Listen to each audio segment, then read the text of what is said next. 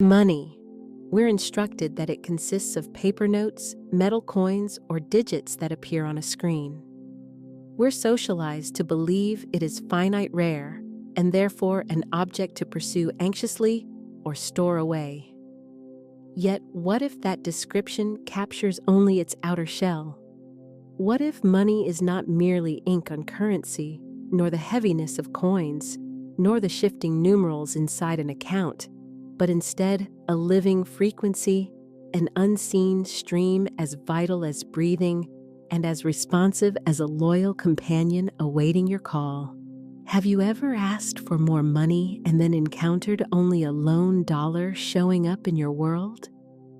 Perhaps a wrinkled bill hiding in an old jacket, or a coin catching light on the sidewalk, an outcome so modest it almost feels playful.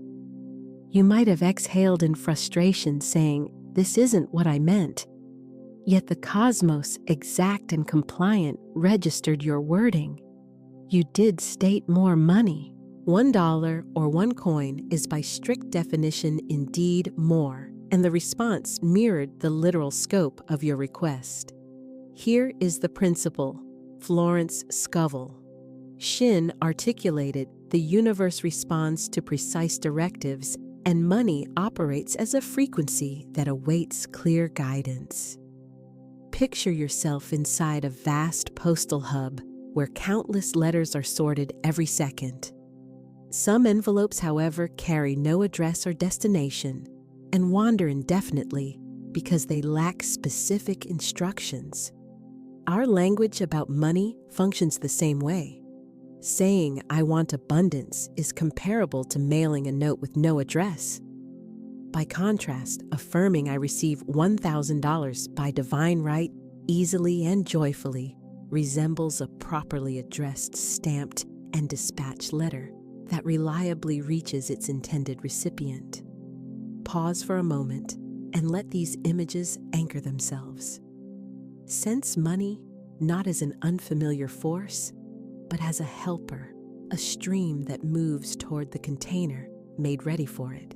Without a container or a plan, the stream diffuses like fog, thinning into nothingness. Yet when structure exists, explicit wording coupled with assured belief, the stream accelerates, pouring itself into every edge and contour of the mold you have intentionally formed. Money behaves as if animate. It attends, it replies. It neither debates nor interrogates, it reflects. Summon it without specificity, and it materializes indistinctly. Summon it with conviction, and it manifests with exactness. It is neither harsh nor stingy. It proves dependable, lingering in readiness, like a devoted attendant awaiting clear instruction. This raises an immediate inquiry. What orders have you been issuing? Have your statements possessed clarity? Are your feelings congruent with those statements? Do your beliefs hold steady power, or do they falter under uncertainty? The encouraging truth is that each instant offers a new proclamation. Every utterance functions as a renewed directive. Close your eyes briefly and picture money as luminous energy. Streams of gentle gold and silver spiral around you. They pause in expectancy. They listen. They hum with preparedness. Address them not as a supplicant, but as one exercising spiritual authority, saying, "Money flows to me with clarity. Money is my obedient servant. I declare abundance in precise and joyful measure." This claim is not fanciful. It operates as law. Once you perceive money's deeper character, your previous worldview dissolves. Money stops feeling remote or rare. It becomes immediate, vibrant, and life-filled, a steady ally listening for your explicit word. Call to action. If this message speaks to you, add a comment describing a time you asked for more money and were startled by how little appeared. Your experience might illuminate the path for another reader. Florence Scovel Shinn announced an enduring principle: your word is your wand. Your speech functions like a shaping staff, transforming what is invisible into what can be perceived, converting the unmanifest into tangible form. Each statement you issue is a seed deposited into the universe's receptive soil. Seeds uttered without attention sprout into unruly growth. Seeds spoken with precision, purpose, and trust flower into ordered beauty and harmonious outcomes. Consider your language as the equivalent of an architect's detailed plans.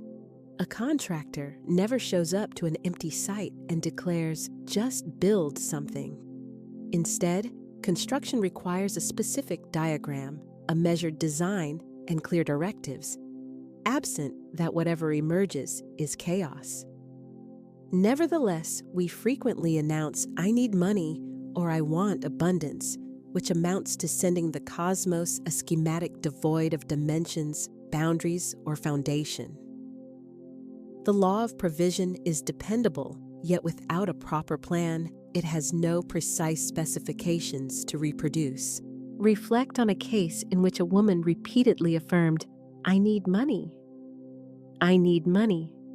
Her request did not go unanswered. In a short time, small payments appeared, overlooked refunds, minor commissions, and a scattering of dollars from unexpected places. She felt disappointed, protesting, "But this isn't what I asked for." The law, however, quietly replied, "You expressed need, and need was supplied precisely that and not beyond." Now compare that account with a second example. This woman, versed in spiritual principles, selected her words with care. Avoiding imprecision, she stated, "By divine right and perfect ways, I receive $1,000 this month. It comes to me freely, joyfully, and without effort." She affirmed it without anxiety, with the composed confidence of someone instructing a reliable attendant. The outcome followed accordingly: a bonus at work, an unanticipated gift, and a freelance engagement together, totaling the specified amount. She recognized with quiet satisfaction that the law remains unfailing. Pause here and internalize the contrast. The first woman verbalized lack and consequently inhabited lack. The second articulated provision and therefore experienced provision. Speech is not mere noise. It functions as decree. Every utterance imprints authority upon life's unseen substance, which takes shape according to the imprint. Have you observed how effortlessly we recite statements of scarcity? "I can't afford it." "Money doesn't grow on trees." "I end every month broke." Each line acts as an instruction. Every syllable becomes a mold. The compliant universe, free of condemnation or bias, reflects such molds precisely not out of malice, but in accordance with unbending law. Suppose instead your speech served as a fountain of prosperity. Imagine every statement saturated with sufficiency, confidence, and gratitude. Picture receiving each invoice while affirming, "You are already paid. Infinite supply covers you." Envision facing a desired item and declaring, "The money for this flows to me now easily and joyfully." Consider how profoundly your reality would shift if you chose every phrase with the same care a jeweler uses when selecting flawless stones. Sacred writings affirm the same principle. Death and life are in the power of the tongue. How many opportunities have we extinguished through inattentive speech? How frequently have we voiced deficiency into form? And yet the identical tongue that diminishes can also revive it, can pronounce life, prosperity, and gladness into existence. Your word serves as your wand. It is not intended for trivial talk or for the repetition of anxiety. Its purpose is to issue commands to confer blessing and to summon divine provision. When you wield it wisely, you discover that existence itself responds to your voice like a devoted servant attending its rightful master. Now, an invitation, pronounce the following decree steadily and distinctly, like someone delivering a solemn directive. My words are commands of wealth. By divine right, in perfect ways, I speak abundance, and abundance answers me. Allow this decree to reverberate within and anchor itself in your deeper mind. The subconscious functions as fertile ground, while your words operate as seeds. Whatever you sow, there will germinate, and whatever you persist in repeating will expand and multiply. Therefore, select language with discernment. Speak with strength. Permit your verbal wand to trace a pathway of radiant provision that unfolds before you. If you are starting to recognize the potency of speech, add a comment stating, "My words are commands of wealth." Let your public declaration commence at this very point. We have already observed that language wields force shaping what is unmanifest into visible outcomes. Yet there is a common pitfall that ensnares many, the snare of indistinct or shadowy requests. These include prayers, affirmations, and statements delivered in ambiguity, partial clarity, or hesitation. They may carry a spiritual tone and appear elevated, but they lack the essentials of direction. No clear address, no defined endpoint, and no guiding plan. You may have heard a person declare, "I want abundance." The phrasing seems expansive, yet the question immediately arises: abundance of what specifically? Reality responds in literal and exact fashion. Abundance could just as easily manifest as an overflowing sock drawer, an overstuffed email inbox, or even an increase in difficulties. The speaker then stands confused. Why is this not the abundance I intended? While the law answers softly, "You never specified." Another familiar expression is, "I need money." Shortly thereafter, minor outcomes show up: some loose change, a small discount, or a meal paid by a friend. The need is technically satisfied, but in minimal proportion. The reason is simple. The statement itself was shadowy, unclear, and nonspecific, akin to telling a server, "Bring me food," without naming a dish. Visualize the exchange. The server delivers a plate you did not intend to order, and you protest. "This is not what I wanted only to hear," but you did not specify. Existence functions like that server. The universe is the immense kitchen, and your speech constitutes the order you submit. When the order is indistinct or shadowed, dissatisfaction with the resulting dish cannot be laid anywhere but at the lack of specificity in the request. Consider honestly how often indistinct requests have produced equally indistinct outcomes. Perhaps you prayed, "I just want things to be better," and observed incremental changes, slight improvements, rather than the sweeping transformation you envisioned. Maybe you murmured, "I just need help," and received modest assistance instead of the abundant provision you longed for. This is not cruelty. It is precision. The law reflects the articulation, exactly no greater and no smaller than what was expressed. To add a touch of humor, picture walking into a restaurant and announcing to the server, "I want food." The server agrees and brings a single slice of bread. You object, "No, this isn't what I meant." The response comes, "You asked for food." Bread qualifies as food. Absurd as it sounds, we frequently engage the universe exactly like this: vague request, literal fulfillment, predictable disappointment. The impulse toward shadowy asking often originates in fear. We avoid precision because clear targets seem riskier. Naming $1,000 feels dangerous compared to the safer-sounding abundance, since a specific sum can appear to fail.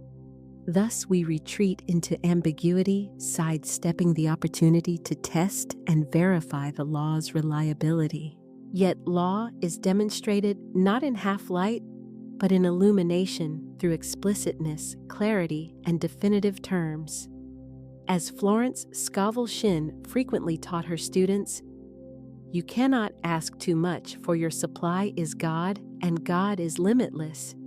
Shadowy requests spring from the notion that specificity is either grasping or unrealistic. In truth, that posture is fear disguised as humility. Genuine humility expresses itself as trust, confidence that divine provision is inexhaustible, that precision respects the operation of law, and that clarity is itself an act of faith. How then do we move from murky statements to authoritative declarations? We start by practicing precision. In place of, "I want more money," speak by divine, write in perfect ways, "I receive $5,000 this month joyfully and easily." Rather than "I want abundance," affirm, "I live in a 3-bedroom home filled with peace, light, and beauty, provided for me by divine supply." The contrast is stark. One statement behaves like vapor that evaporates. The other sets like stone and establishes a firm base. Pause again. Envision your speech as pigment laid upon life's canvas. Indistinct strokes, smudged and unfocused, produce mere fogginess. Strong, precise strokes, by contrast, generate defined shapes, colors, and structure. Ask yourself honestly, what image are your daily words composing? The universe stands ready for instruction and does not take offense at specificity. Indeed, clarity expresses belief, while vagueness signals hesitation. Saying, "I want abundance," murmurs indecision. Asserting, "I receive $10,000 now in perfect ways," proclaims confidence. And the higher order invariably answers the voice of faith. Therefore, consider carefully, in what areas have your requests been shrouded in ambiguity? Where have fear and hesitation muted your specificity? And what practical form could clarity, exactness, and courageous articulation take for you right now, beginning today? For ages, money has been misread and mishandled.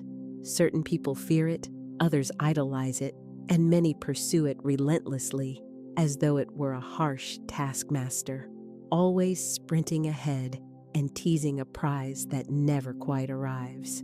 Yet allow this corrective to cut through inherited confusion. Money is neither adversary nor overlord. Properly understood, money functions as your loyal attendant, answerable to you rather than the reverse. Money was not fashioned to dominate your life. It was not intended to bind or punish you.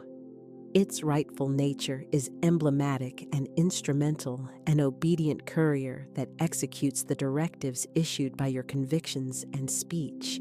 When you elevate it to rulership, it becomes oppressive. When you label it enemy, it withdraws. Yet when you recognize it as servant, it inclines itself and follows the instructions you provide. Take a moment and register the inner adjustment. Picture yourself no longer running after funds or begging for relief, but instead sitting in rightful authority, issuing statements that call resources forth as effortlessly as dawn calls forth light. This is your authentic station, not subordinate to money, not bound by it, but positioned over it, seeing it as a faithful reflection of your own pronouncements. Florence Scovel Shinn affirmed, man can change his conditions by changing his words. Because money conforms to law, it correspondingly adjusts to revised language and aligns with the transformed decree. Imagine money as a dependable envoy. Should you command, "Deliver me scarcity," it offers no debate and swiftly supplies lack. If you instruct, "Provide me only enough to manage it," promptly produces precisely that, nothing extra and nothing short. Yet if you direct, "Bring me wealth in joyous, perfect measure," it inclines itself and complies with that elevated instruction. Money possesses no independent intention. It does not oppose a clear command. It behaves like malleable clay, taking impressions from your convictions rather than expressing inherent force. Thus, the central inquiry becomes which form, which template of belief are you pressing upon it? Revisit metaphor for clarity. Envision money as a looking glass. When you stand before it and pronounce, "I am always broke," money never stays with me. The mirror displays scarcity back to you.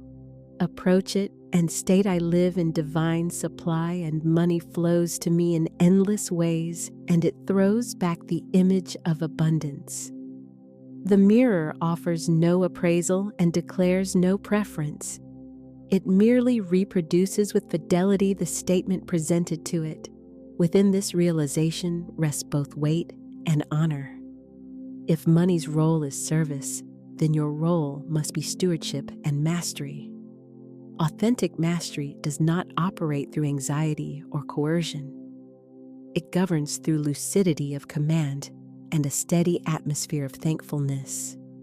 Gratitude deserves special emphasis. It is the lubricant that keeps the mechanisms of provision moving smoothly. Picture a servant who delivers meals to you daily. If you meet each offering with displeasure or complaint, the spirit of the exchange quickly deteriorates. Conversely, when every provision, even modest ones, is received with gladness and appreciation, you validate the law and widen the conduits for further flow. Your attitude effectively says, "Yes, faithful servant, I recognize your reliability. Persist and usher in still larger blessings." Consider a testimony of a man burdened by heavy debt. Every invoice appeared hostile. Each statement felt like a blow. Then he grasped a crucial insight money serves. It does not rain. He started to voice blessings over every bill you are already paid. Divine supply covers you. I rejoice in the wealth behind you. His inner posture shifted from dread to respect. Over subsequent months, unforeseen prospects emerged, obligations were resolved, and income began to stream from directions he had never anticipated. The servant had been standing by, awaiting a directive grounded in faith. Now receive this message as though the universe addressed you personally. It waits for your command. It obeys your decree. It follows your mold. Echo these lines quietly, allowing them to form a steady cadence within. It waits for my command. It obeys my decree. It follows my mold. With every repetition, your sense of authority increases. With every recurrence, fear's grip loosens. Each restatement reinforces the essential truth: you are not governed by money. Rather, money responds and conforms to the directives issued by your speech. Hold to this sacred principle. Scripture instructs stewardship rather than bondage. It states, "You cannot serve God and mammon." The implication is clear: humanity was never intended to bow to money. Our calling is to serve the divine while permitting money to serve us. When money is elevated to mastery, the intended order is distorted. When it is restored to servanthood, harmony with divine order returns. How then should we engage this dependable attendant? With specificity, appreciation, and respect, never with anxiety. Address money like a trusted ally, be gracious yet definite, and exercise confident guidance. Direct its destination channels and form. Offer blessing upon its arrival. Let it go with gladness when it leaves, secure in the understanding that it returns in greater measure. Allow this understanding to take root within money is not inherently rare or capped. It is energetic, vibrational, substantive, continually circulating and renewing itself. The sole restriction is the pattern you furnish. Expand that pattern and the inflow increases. Constrict it through fear and the movement dwindles.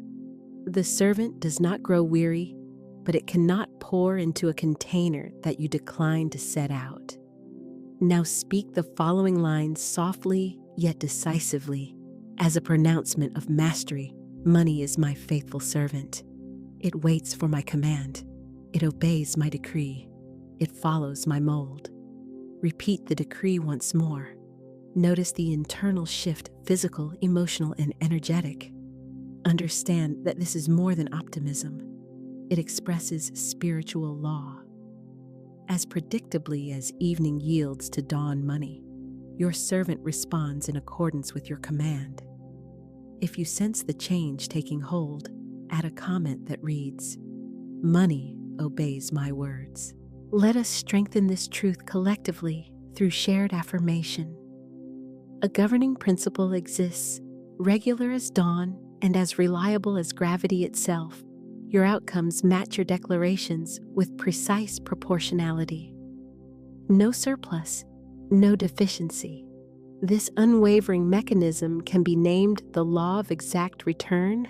If you state, "I want more money," and only one additional dollar shows up, the principle has executed perfectly. If you proclaim, "By divine right, I receive $5,000 this month," and precisely that figure arrives, the principle has again been satisfied. The cosmos does not operate capriciously.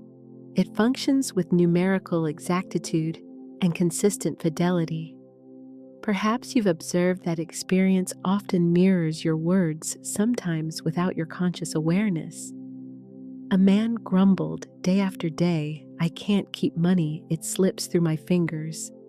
Predictably, funds arrived only to depart through sudden costs, matching his exact narrative. A different woman affirmed, "I always have just enough to get by," and reality complied. She avoided deficit but never crossed into surplus. In each case, the law yielded precisely what was articulated. Consider a case involving a student of spiritual principle. In her journal, she recorded, "By divine right, I joyfully receive $200 for this trip." She reaffirmed it each day, steady, serene, and thankful. Over several weeks, surprise payments and gifts accumulated, and when she tallied the inflow, the amount was not $150 nor $300, but exactly $200 accurate to the cent. With delighted amazement, she recognized the unmistakable operation of exact return. Pause and register the significance. You are not hurling indistinct hopes into a chaotic void. You are engaging a principled order, exact, dependable, and receptive. Reality is not haphazard. It adheres to directive. Consequently, money as a faithful servant conforms to the pattern presented with unerring fidelity. Picture yourself as a sculptor working pliable clay. Each contour, each impression, every fine mark you make persists. The clay offers no debate and never questions your intention. It assumes the form imparted by your hands. Money behaves analogously. Your speech, convictions, and declarations impress themselves upon the unseen medium of supply, which then sets into concrete form with exact precision. Some people contest this principle. "I asked for money and nothing arrived." Yet scrutiny reveals the contradiction in their language. They requested indistinctly or interwove conviction with anxiety, affirming abundance one day and rehearsing scarcity the next. Such inconsistency fractures the mold, preventing stable manifestation. Law does not negate itself. It mirrors the most coherent, consistent decree. Consider a further illustration. A man resolved to test the principle and proclaimed with confidence, "I receive $5,000 this week." He reaffirmed it daily with composed authority. As several days slipped by without visible change, doubt murmured its objections. He remained steadfast, nevertheless declining to retract his statement. On the 6th day, an unforeseen transaction finalized, and his portion amounted to exactly $5,000, neither 4,999 nor 5 the hour 1. The law appeared at the 11th hour, yet it manifested with impeccable precision. Hence, Florence Scovel Shinn consistently counseled clarity, courage, and definiteness. This principle does not exceed the scope of your order nor fall short of it. If your decree specifies $100, you should not expect $1,000. If it sets $10,000, you will not receive $100. The servant remains loyal, but it cannot deliver beyond the boundaries you articulate. Take a reflective pause. How have you been discussing money? Have your affirmations been minimal, tentative, or diluted? Are you requesting scraps when a full banquet of provisions stands available? Keep in mind, undersized requests do not signal humility. They indicate doubt. The divine treasury is inexhaustible. Bold specificity does not tax it. It acknowledges and demonstrates its limitless nature. Return with me to a simple cadence of principle. No more, no less. Exact return, precise decree. Hold this refrain inwardly. My words mold exact results. What I decree, I receive in perfect measure. This principle is not punitive, it is liberating. It confirms that existence is ordered rather than arbitrary, that your requests do not vanish into emptiness, and that every clear statement returns as a resonant echo. The remaining inquiry is straightforward. Precisely what are you declaring? Let us engage in practical application. Voice the following with composed confidence. By divine right in perfect ways I receive, insert your exact sum now. It comes to me joyfully, easily, and without effort. Avoid mumbling with hesitation. Announce it as the statement of law that it is. Just as a seed placed in rich soil reproduces according to its nature, so your decree expresses itself in matching form, accurate, specific, and dependable. The law of exact return shows no partiality. It functions universally regardless of awareness. The person who articulates shortage experiences shortage. The individual who articulates wealth encounters wealth. The distinction is not a matter of divine favoritism, but of precision and clarity in the spoken decree. Accordingly, I urge you to assume a stance of courageous authorship. Do not speak as a petitioner, speak as a maker.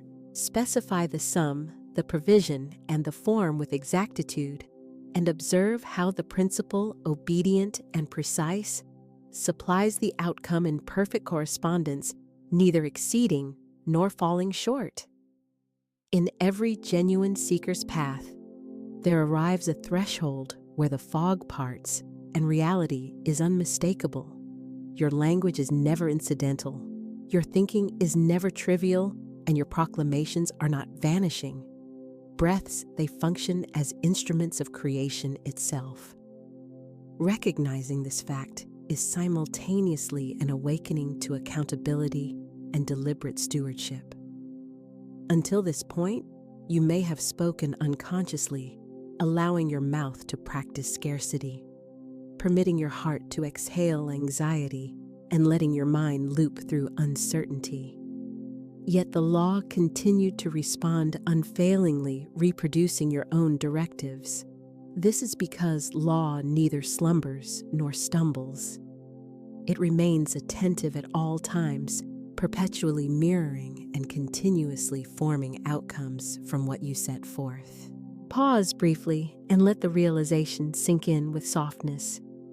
Every word I release functions as a seed. Every idea I persistently entertain operates as a decree. Every emotion I emit acts as an instruction that moves substance into form. When this understanding first arrives, it may seem heavy. Responsibility fits like newly tailored clothing, structured unfamiliar and demanding posture. You may wonder, have my careless words shaped my hardships? Have I locked myself in? The answer is yes, but not to accuse you, rather to free you. If you forge the shackles, then you also possess the key. If speech erected the barriers, speech can dismantle them. If your tongue called forth scarcity, that same tongue can call forth prosperity. True responsibility ushers in freedom. Picture yourself inside a vast studio. Scattered everywhere are instruments, hammers, chisels, brushes, pens. You have handled some awkwardly and others without understanding, and your results show it. Certain works are sturdy, others delicate, some strikingly lovely, and a few damaged.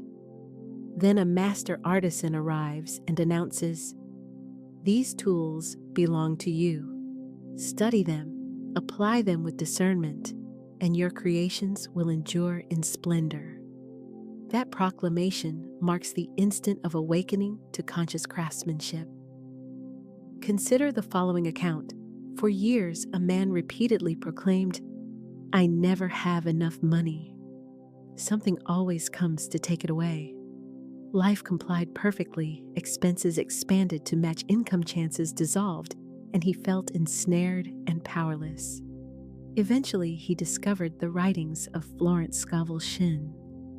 The sentence, "Your word is your wand," pierced him. Anger and illumination arrived together. If my word is my wand, I have been unintentionally casting harmful spells over my finances. He grieved the years lost, but soon a new joy stirred. If I shaped this reality, I can also design a new one. He started with small steps. Every morning he affirmed, "I always have more than enough money. Divine supply meets every need." Initially, mental resistance surfaced and outdated assumptions mocked him. Nevertheless, he continued. With daily repetition, his words cut fresh grooves. In a matter of months, unforeseen income streams opened, obligations were settled, and he finally experienced surplus. Responsibility did not judge him. It liberated him into mastery. Receive this as your personal summons. Awaken, fully recognize your authority, and exercise it with careful respect. Do not shrink from responsibility. Welcome it. You are not subject to money randomness or destiny. You stand as an intentional co-creator in harmony with divine principle. Allow these words to address your deepest self. You are not weak. You are not insignificant. You are not governed by conditions. Your essence is divine, expressed through a human vessel, and you are entrusted with creative speech. Life's substance inclines itself to your directives. The energetic pattern of money answers your articulation. You occupy the role of master. Money occupies the role of attendant. You are the originating creator. Money is the mirror image of what you state. Inhale slowly and let the insight settle to your core. This is not mere abstraction nor speculative idea. It is practical truth to be lived and proven. Significant power demands heightened clarity. Casual talk is no longer acceptable. Self-sabotage through offhand phrasing must cease. Each line you speak should be selected and refined like a carefully cut gem. Does this mandate quietness? Not necessarily. It calls for mindful attention, voicing only what you choose to experience and redirecting the tongue whenever it wanders toward scarcity, so that it returns to affirming sufficiency and increase. Adopt this exercise the moment you notice the phrase, "I can't afford," this interrupt it and substitute, "All my needs are met by divine supply." The money for this comes easily. When you hear yourself mutter, "I'm always broke," immediately pivot to "I am rich in divine substance, and money flows to me freely." Every course correction cuts a tether. Every intentional sentence lays another stone in the sturdy groundwork of prosperity. Responsibility is not a burden, but a rising wind beneath you. It proves that you are neither confined nor powerless, nor fated to lack. You hold the coachman's seat, and your language serves as the reins. Direct them skillfully, and the reliable horses of provision will transport you precisely to the destination you designate. To anchor this awakening, try a brief visualization. Gently close your eyes and picture a radiant golden scepter in your hand. This staff symbolizes your speech, your wand. Whenever you lift it and utter a decree, currents of golden energy crystallize into shapes. Declare, "I live in abundance," and those currents organize into housing open doors, supportive connections, and resources. Assert, "I am always short of money," and the same energy hardens into restraints. Perceive it vividly. The staff is in your grasp, the currents heed your signal, and the final pattern is your selection. Quietly affirm, "I claim my divine power. I speak only what I choose to live. I am the master of my word, and my word creates wealth." Does that statement feel audacious? Excellent audacity is a sign of faith. The universe does not reward hesitancy. It recognizes conviction and responds to confident clarity. And now, dear reader, we reach the conclusion of Part 1. You have perceived money's subtler nature, grasped the potency of speech, uncovered the pitfall of ambiguity, recognized money's role as servant, understood the operation of exact return, and finally come fully awake to responsibility. You stand no longer positioned as a victim, but as a maker, no longer obscured by shadow, but illumined by understanding. This moment marks the decisive pivot. What you have learned cannot be unseen. Only your response remains. Will you continue with casual speech, or will you handle your word as a wand? Will you contract under fear, or stand upright in rightful authority? Take a final pause. Lay a hand over your heart and pronounce, "I claim my divine wealth. I am awake. I am responsible. I am free." Consider this your initial genuine step into becoming a conscious creator.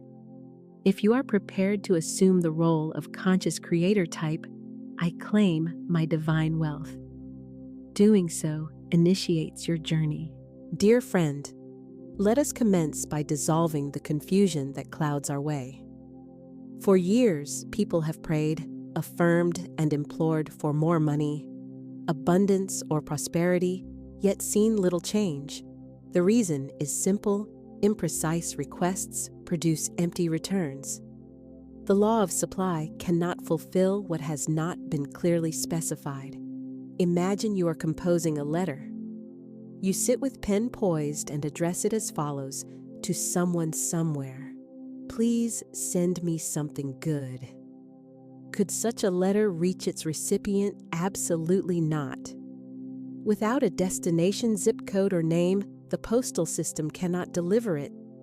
It would circulate indefinitely as undeliverable. The same principle applies to the divine law of supply. An ambiguous request resembles an addressless letter and therefore cannot be delivered.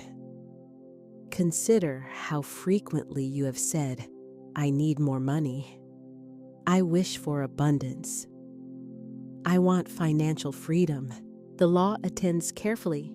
It registers precisely what you declare, and with unfailing accuracy returns exactly what your words specify.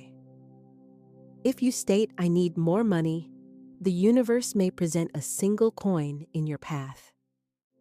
Technically, you have indeed received more money, and your request has been satisfied exactly as uttered.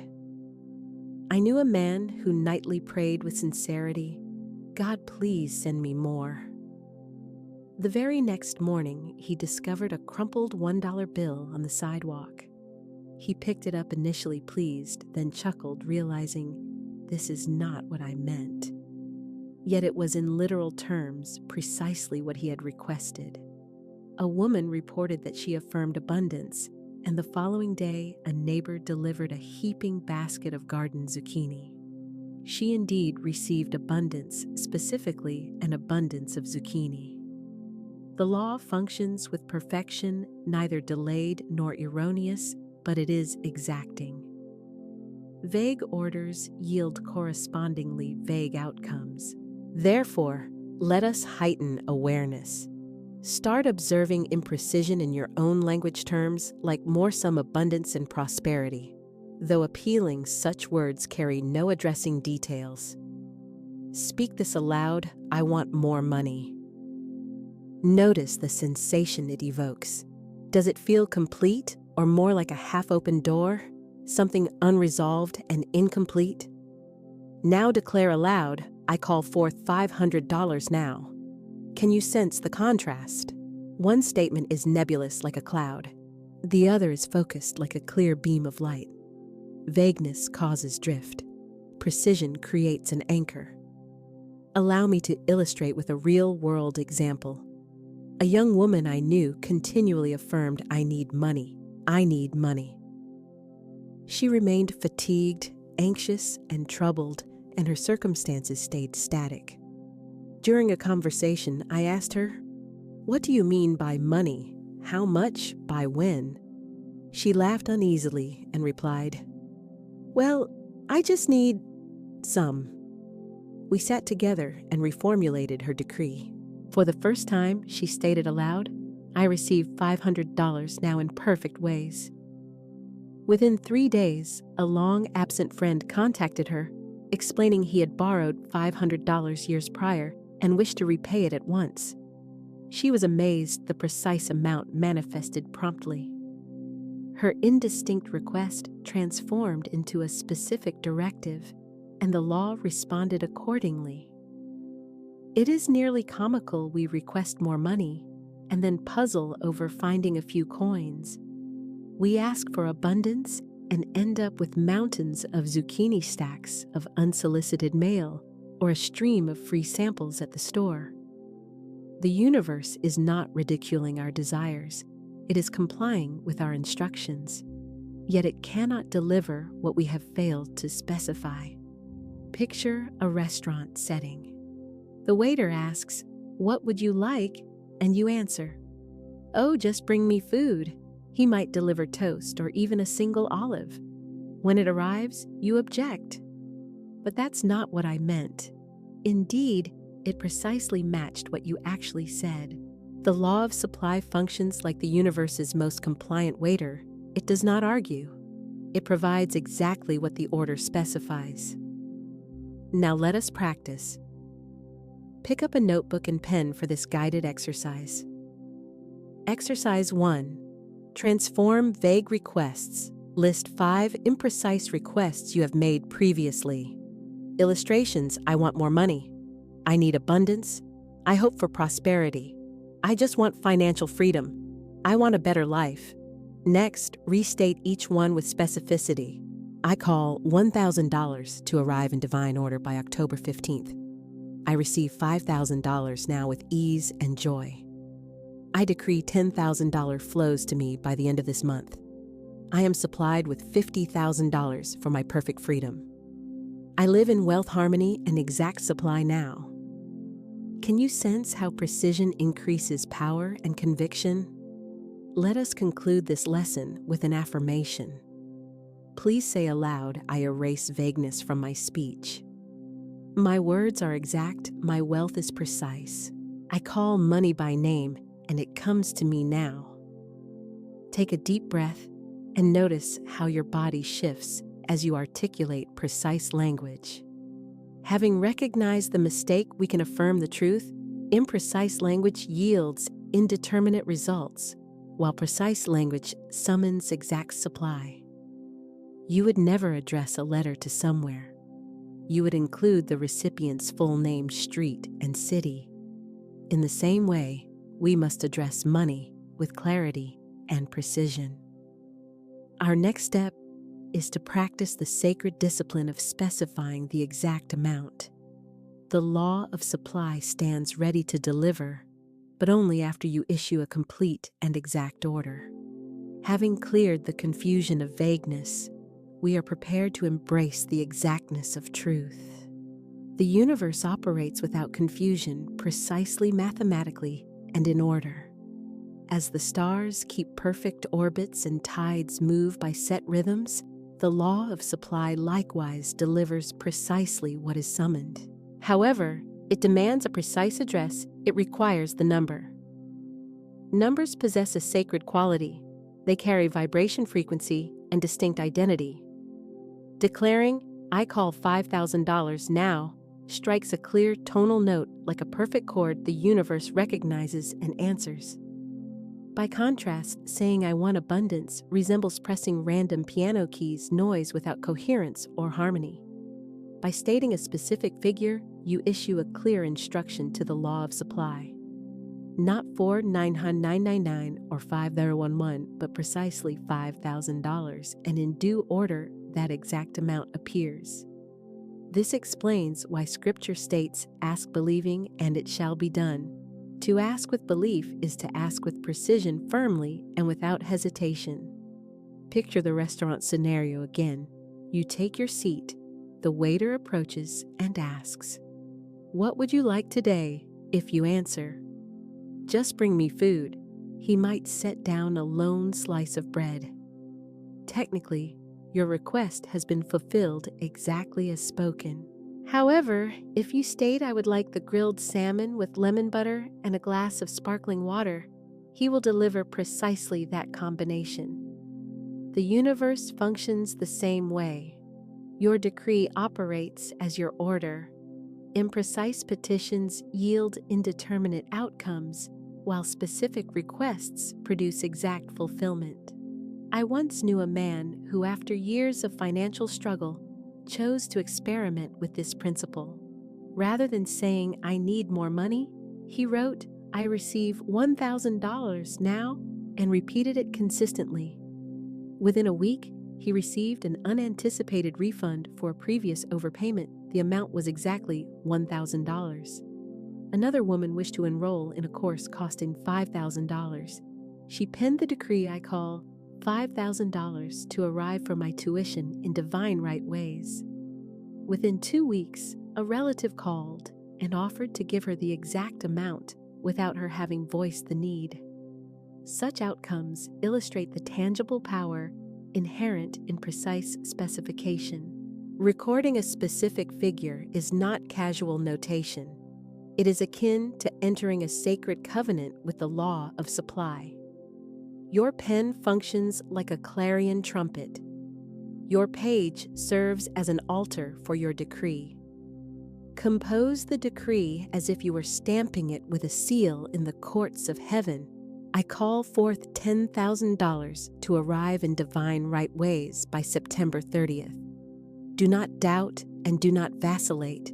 Specific numbers fasten and stabilize the decree. Why is specificity crucial? Because the subconscious requires a vivid image in order to construct a clear result. If you close your eyes and declare, "I want more money," the mental picture is blurry. How much? By when? From where? But when you affirm, "I receive $1,000 now," your subconscious forms a sharp image and starts coordinating events, people, and openings to realize it. The conscious mind issues the directive. The subconscious undertakes the fulfillment. Specific numbers communicate effectively to both levels of mind. Visualize the numbers right now. Imagine your bank account balance and observe the digits increasing. If your current balance is $243.17, envision it transforming into $5.243.17. Sense the delight in your chest as those figures shine on the ATM display. Do more than speak, truly see it. Visualize the exact figures with clarity. Numbers function as living symbols, the universal dialect of exactness and order. Now let us practice intentionally. Pick up your notebook and pen again. Exercise 1. Specify your exact sum. Write the precise amount of money you are calling forth today. Example, I call $2,000 now. Include a time boundary if you choose. Example, I call $10,000 to arrive before October 31st in divine right ways. Compose it in the completed tense as though it is accomplished already. I receive $2,000 now. Exercise 2. Speak your decree aloud. Stand upright, take a steady breath and declare. I decree with clarity I receive chi-wi, now in divine right order. Allow your voice to convey assurance and conviction. Let us complete this segment with a sealing affirmation. I name my money with precision. I decree the exact sum and it arrives in perfect ways. The universe obeys my clarity. Having named your sum, you have provided the law of supply with its address. The letter stands ready for delivery. The decree is inscribed and the order has been lodged. Yet a new question appears. What capacity are you genuinely prepared to accept? Bring a thimble to the ocean, and you will capture a thimble. Bring a barrel, and you will receive a barrel's worth. Therefore, our next step is to select the mold of faith, for the universe unfailingly fills the size of the vessel you bring. Envision yourself before an infinite sea of divine abundance. The waters extend to the horizon, limitless and immeasurable. Supply is never the limiting factor. Now picture yourself crouching with a tiny thimble in hand. You submerge it into the vast ocean, then stand up holding only a thimbleful, and you sigh, "This is all I received." Was the ocean the limiting factor here? No, the only limitation was the one you imposed upon yourself. If, by contrast, you approached with a cup, you would obtain a cupful. Arrive with a barrel, and you would gain a barrel's worth. Bring a pipeline, and the ocean would surge through it, ceaselessly pouring without end. The principle operates as follows. The universe can fill only the exact mold vessel or channel that you present to it. Faith functions as the mold itself, while expectation serves as the shaping container that determines the size. If your hidden belief says you can receive only $100, then $100 is all that will come. But if you genuinely anticipate $10,000, the law will move to deliver precisely $10,000. You might inscribe a decree calling for $50,000. Yet if your mold of faith remains thimble-sized, you will permit perhaps $500 to pass and no more. The decree constitutes the formal order. The mold defines the capacity through which that order can be fulfilled. Allow me to illustrate with a real example the story of a man named Thomas. For years, Thomas repeated, "I need money." Then he discovered the power of specificity and proclaimed, "I call forth $100. Within a week, precisely $100 reached him from unforeseen sources. He felt delighted, yet also curious and slightly confused. He recognized his thinking had been constrained. He asked himself, if the law produced $100 so exactly, why couldn't it yield $1,000 as well? He therefore wrote, "I call $1,000 now." And once again, within 2 weeks, the exact amount manifested without deviation. Encouraged by success, he enlarged his mold and affirmed, "I call $10,000 now." His mind protested. "That's excessive, unrealistic, impossible." Yet he persisted, repeating the decree.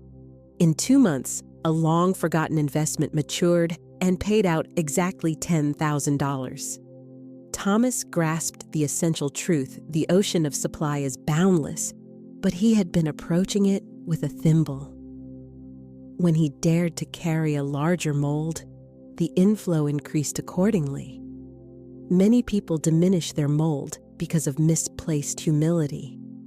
They murmur, "I don't need very much, just enough to manage," or caution themselves, "I don't want to be greedy," and so they constrict their capacity. Yet divine supply is never measerly, and the infinite never depletes. Requesting abundantly is not an act of greed. It is an expression of faith in limitless provision. You would not call a child greedy for asking a parent for a full loaf rather than a single crumb. Rather, you would say the child trusts the parent's willingness and capacity to provide. The same applies with God. To call for a barrel from the boundless ocean is to honor its infinitude, not to diminish it.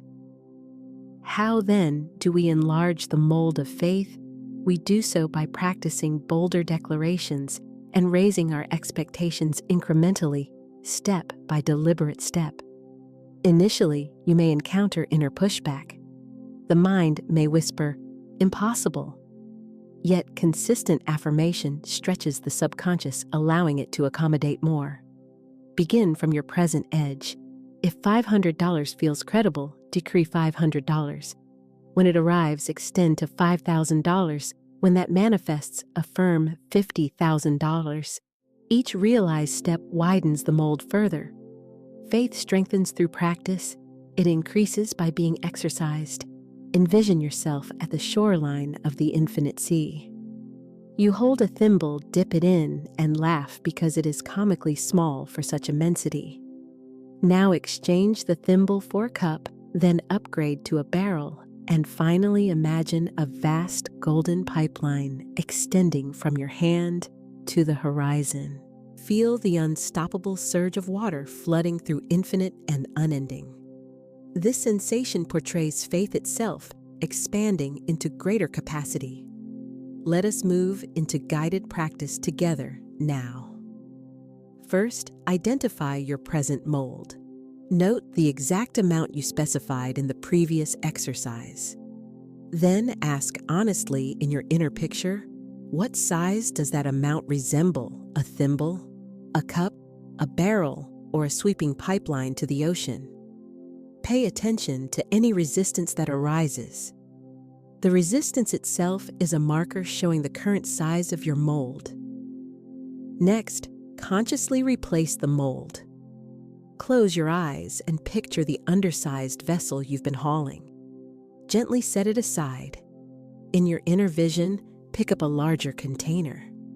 Feel the uplift of carrying a barrel rather than a thimble. Watch the divine ocean stream into it abundantly. Final step issue, a new declaration. Speak the following words aloud with intention. My mold expands daily. I prepare to receive greater and greater sums of money. The ocean of supply fills the vessel I bring. Let us seal the practice with a confirming affirmation. My mold of faith grows larger each day. I do not come to the infinite ocean with a thimble. I bring a barrel, I bring a vessel vast and deep. Divine supply fills it to overflowing.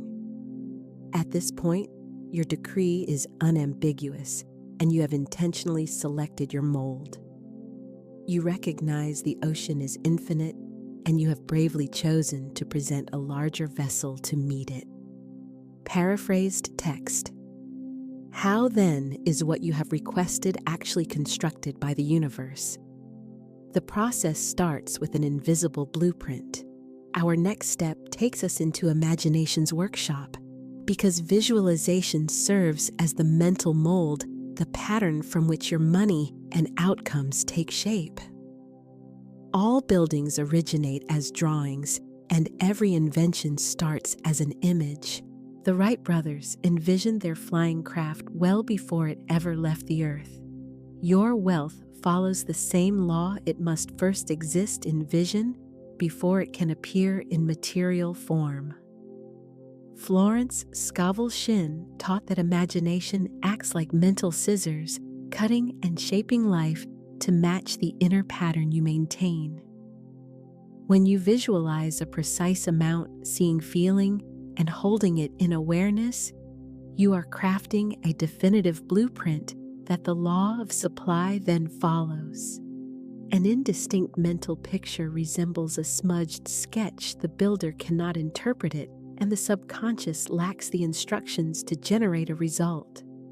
By contrast, a crisp visualization functions like a full architectural plan, every wall, window, and beam marked so the builder, your subconscious, can execute flawlessly.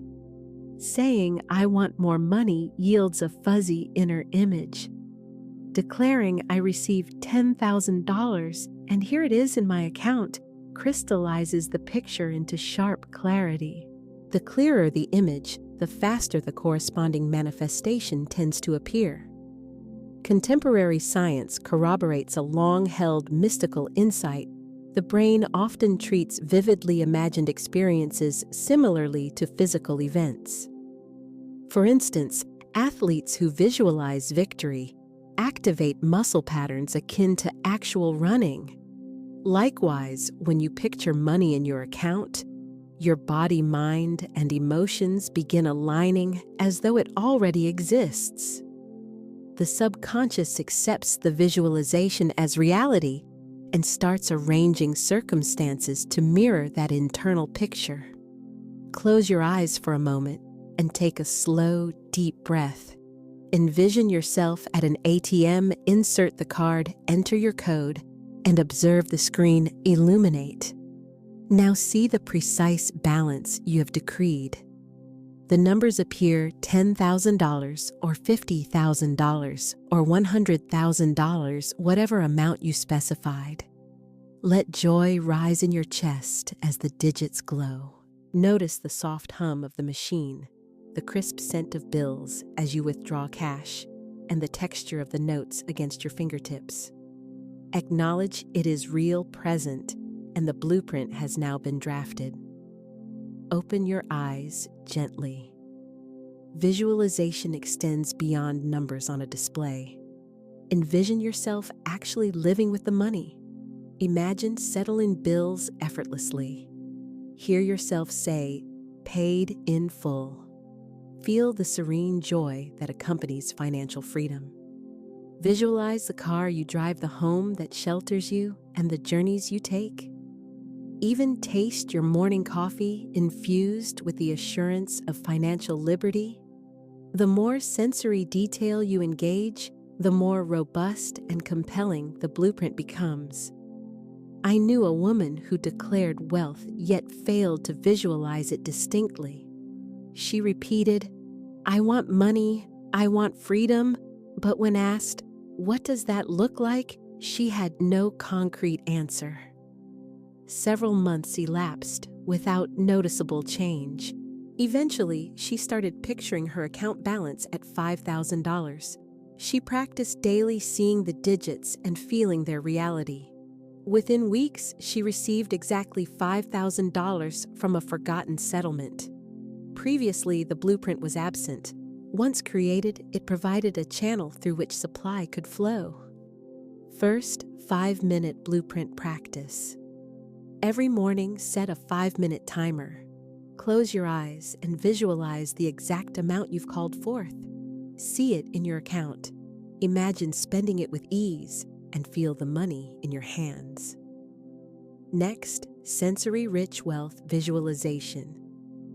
Write the following prompts in your notebook and complete them. What does it look like when I have the money? What does it sound like? What does it feel like in my hands? What does it smell like? What does it taste like? Involve all 5 senses to deepen the imprint. And finally, the evening replay. Before sleeping, mentally replay the film of your wealth as accomplished and drift to sleep within that vision. Speak aloud with me, "Now I see and feel my money here now. My vision is clear, my blueprint exact. What I hold in my imagination is real, and it comes swiftly into form. The plan has been drafted. The house is ready for construction." Yet even the most perfect blueprint remains inert unless it is energized. Visualization acts as the lamp, while emotion supplies the electricity that illuminates it. Next, we will kindle the vision using joy, gratitude, and certainty, because feeling is the current that translates the blueprint into tangible reality. We have now reached the spark, that converts a static image into active power. You have issued the decree, selected your mold, and formed the blueprint in imagination. However, absent emotion, the picture remains dormant. Visualization is the lamp. Emotion is the electricity that makes it shine. Imagine a lovely lamp in a room's corner, elegant shade, working bulb, yet without a plug in the outlet, the lamp stays dark. In this metaphor, the lamp represents your visualization. The electricity corresponds to your emotional energy. A cold, emotionless visualization is merely a lifeless sketch. When gratitude, joy, and certainty flow through you, the vision becomes vibrant and alive. Seeing your wealth is insufficient by itself. You must also feel it fully. Which emotions most effectively power manifestation? Gratitude. Gratitude declares, "It is done. I already have it." Joy. Joy resonates at the frequency of abundance and proclaims life is good and more is coming. Certainty. Certainty stabilizes the vision and asserts this is inevitable. It is mine. Conversely, doubt, fear, and desperation function like short circuits. They effectively unplug the lamp from the wall. The appropriate electrical current consists of gratitude, joy, and certainty. I once knew a man, David, who visualized receiving money each morning, picturing checks in the mail, but he performed the exercise mechanically and coldly, as though reciting a shopping list. As a result, nothing arrived. One day I asked, "When you visualize, do you feel joy or gratitude?" He acknowledged that he did not. He was merely repeating images without emotional engagement. I then coached him to infuse gratitude, imagining the envelope opening, seeing the check, and bursting with joy while saying, "Thank you, thank you, thank you." Within 2 weeks, 2 unexpected checks arrived, matching exactly the amounts he had envisioned. Previously, the blueprint was cold. Adding emotion switched on the current and enlivened it. Picture a conductor raising the baton before an orchestra. The musicians are poised, the sheet music is prepared, and the stage awaits. Yet until the baton moves, silence persists. Your visualization serves as the score. Emotion is the baton that activates the universe's orchestra. When gratitude, joy, and certainty are felt, the music starts, and life itself conducts your wealth into existence. Let us practice this right now. Close your eyes. Visualize the money in your account, the very numbers you have called forth glowing on the screen. Flood your heart with gratitude and softly say, "Thank you, thank you, thank you." Sense joy bubbling upward. Imagine a relieved laugh, a delighted smile, and deep, steady breaths.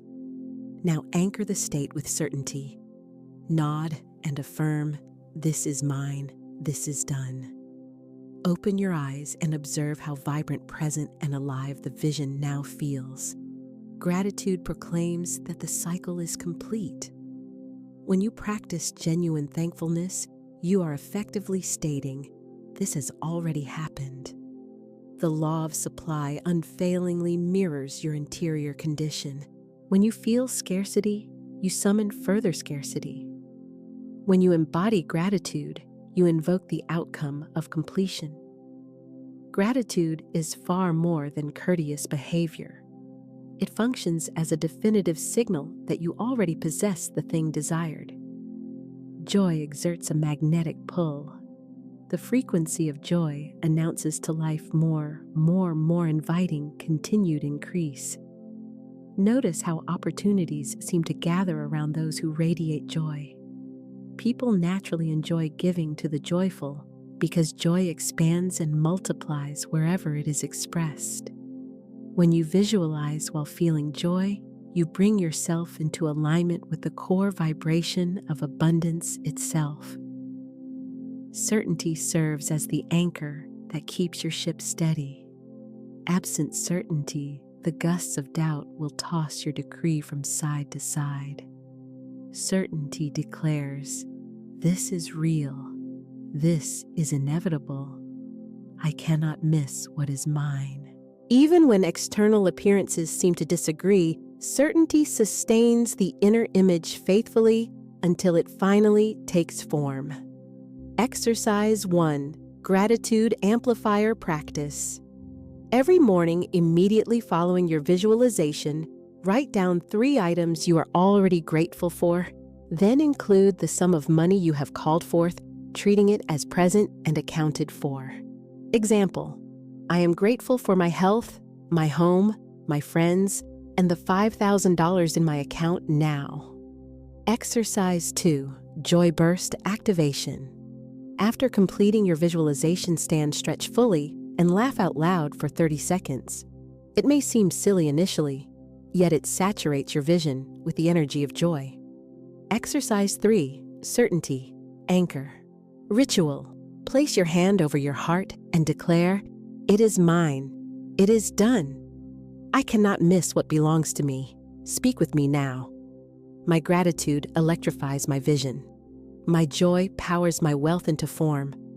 My certainty anchors it. What I see and feel is real, and it manifests now. At this point, your vision is vibrant with life. The lamp is illuminated, the orchestra has begun, and the current is flowing freely.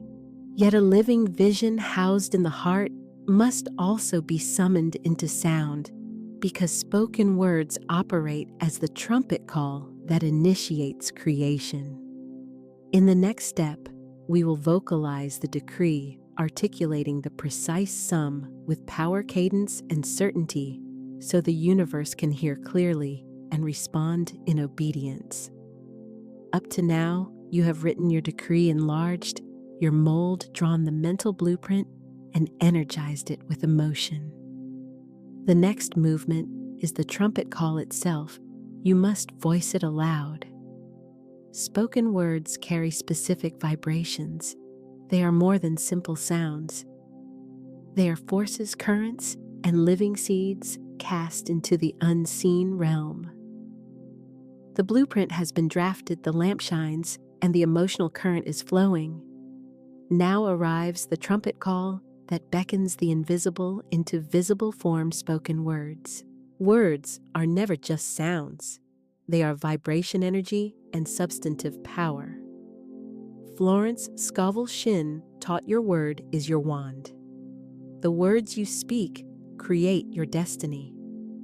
By voicing your decree, you strike the tonal note that summons the universe's orchestra into performance. Thoughts left unspoken stay in the shadows. When spoken aloud, they project vibration directly into the field of creation.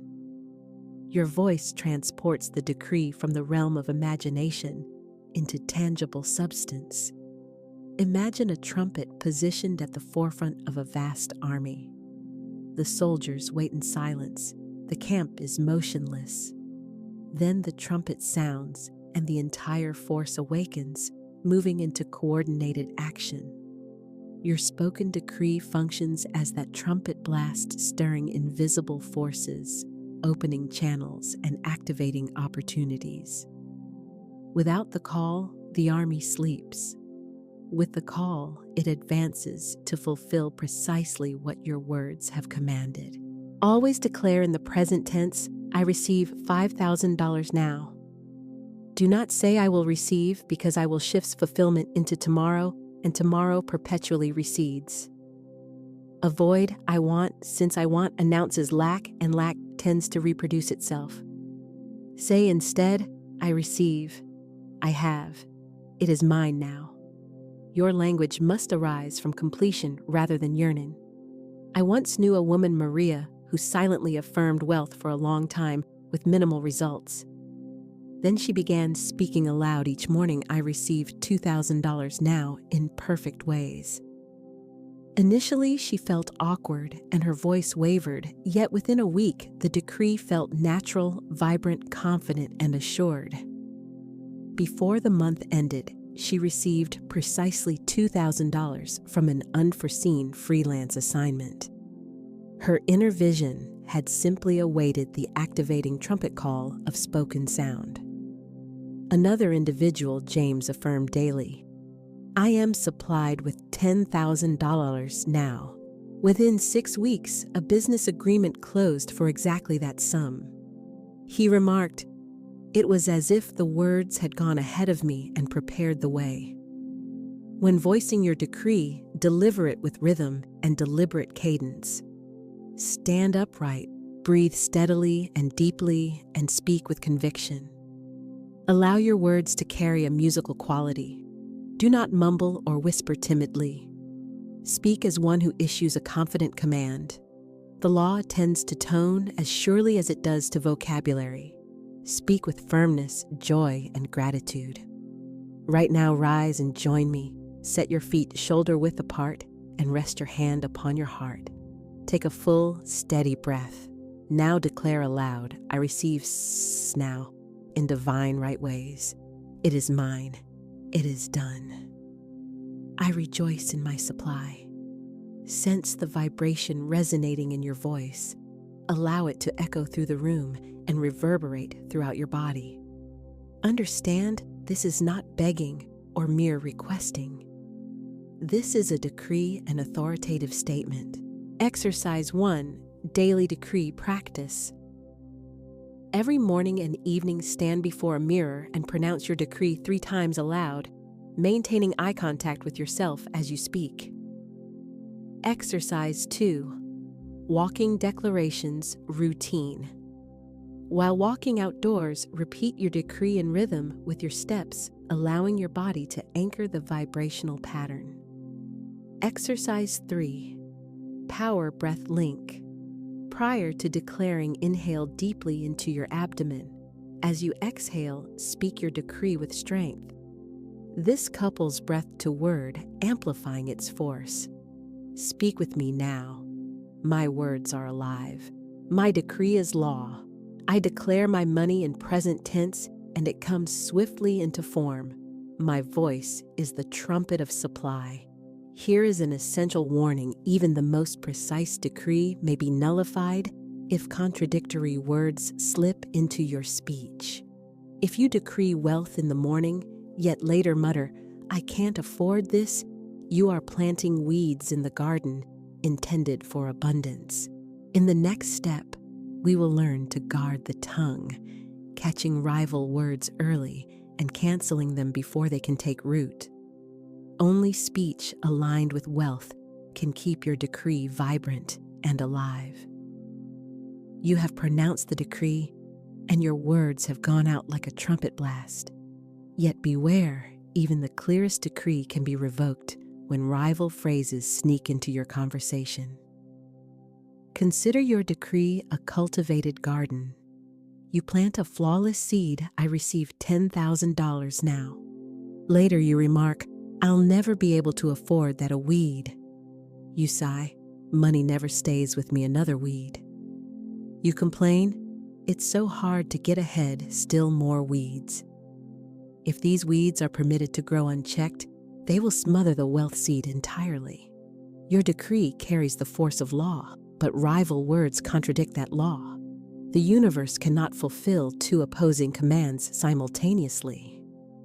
Frequently, rival words escape unnoticed, concealed inside casual expressions such as "I can't afford it." "That's too expensive." "I never have enough." "Easy for them, not for me."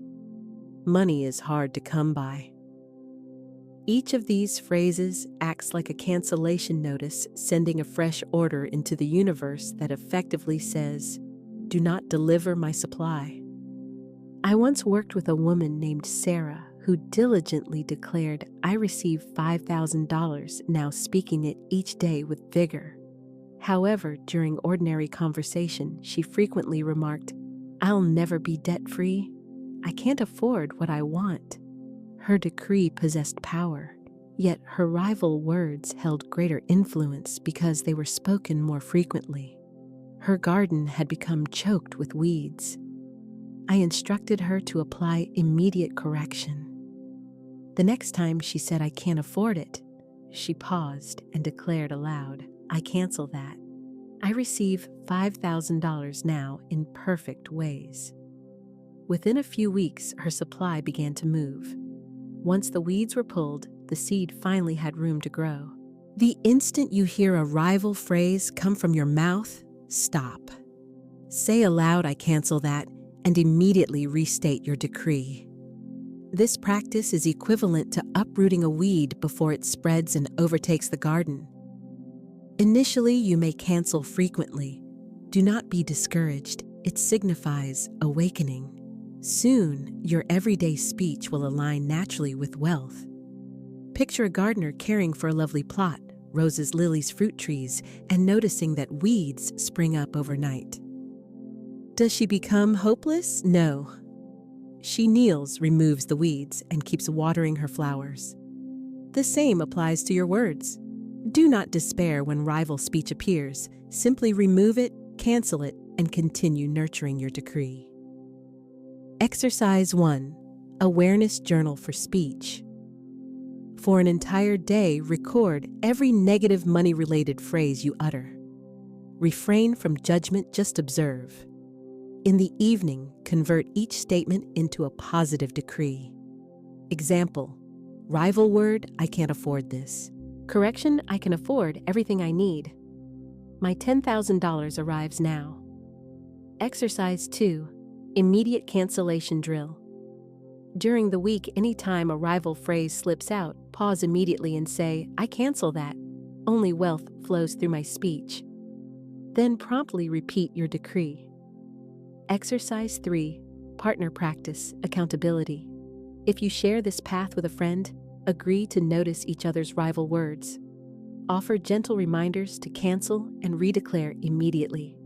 Let us affirm together, "I cancel every rival word. My speech is clean, my words aligned. Only wealth flows through my tongue. My decree stands firm." Your decree now stands protected. The weeds are removed and the garden is clear. Nevertheless, a planted seed still requires tending. Faith is the enduring flame that must burn steadily day and night until the harvest appears.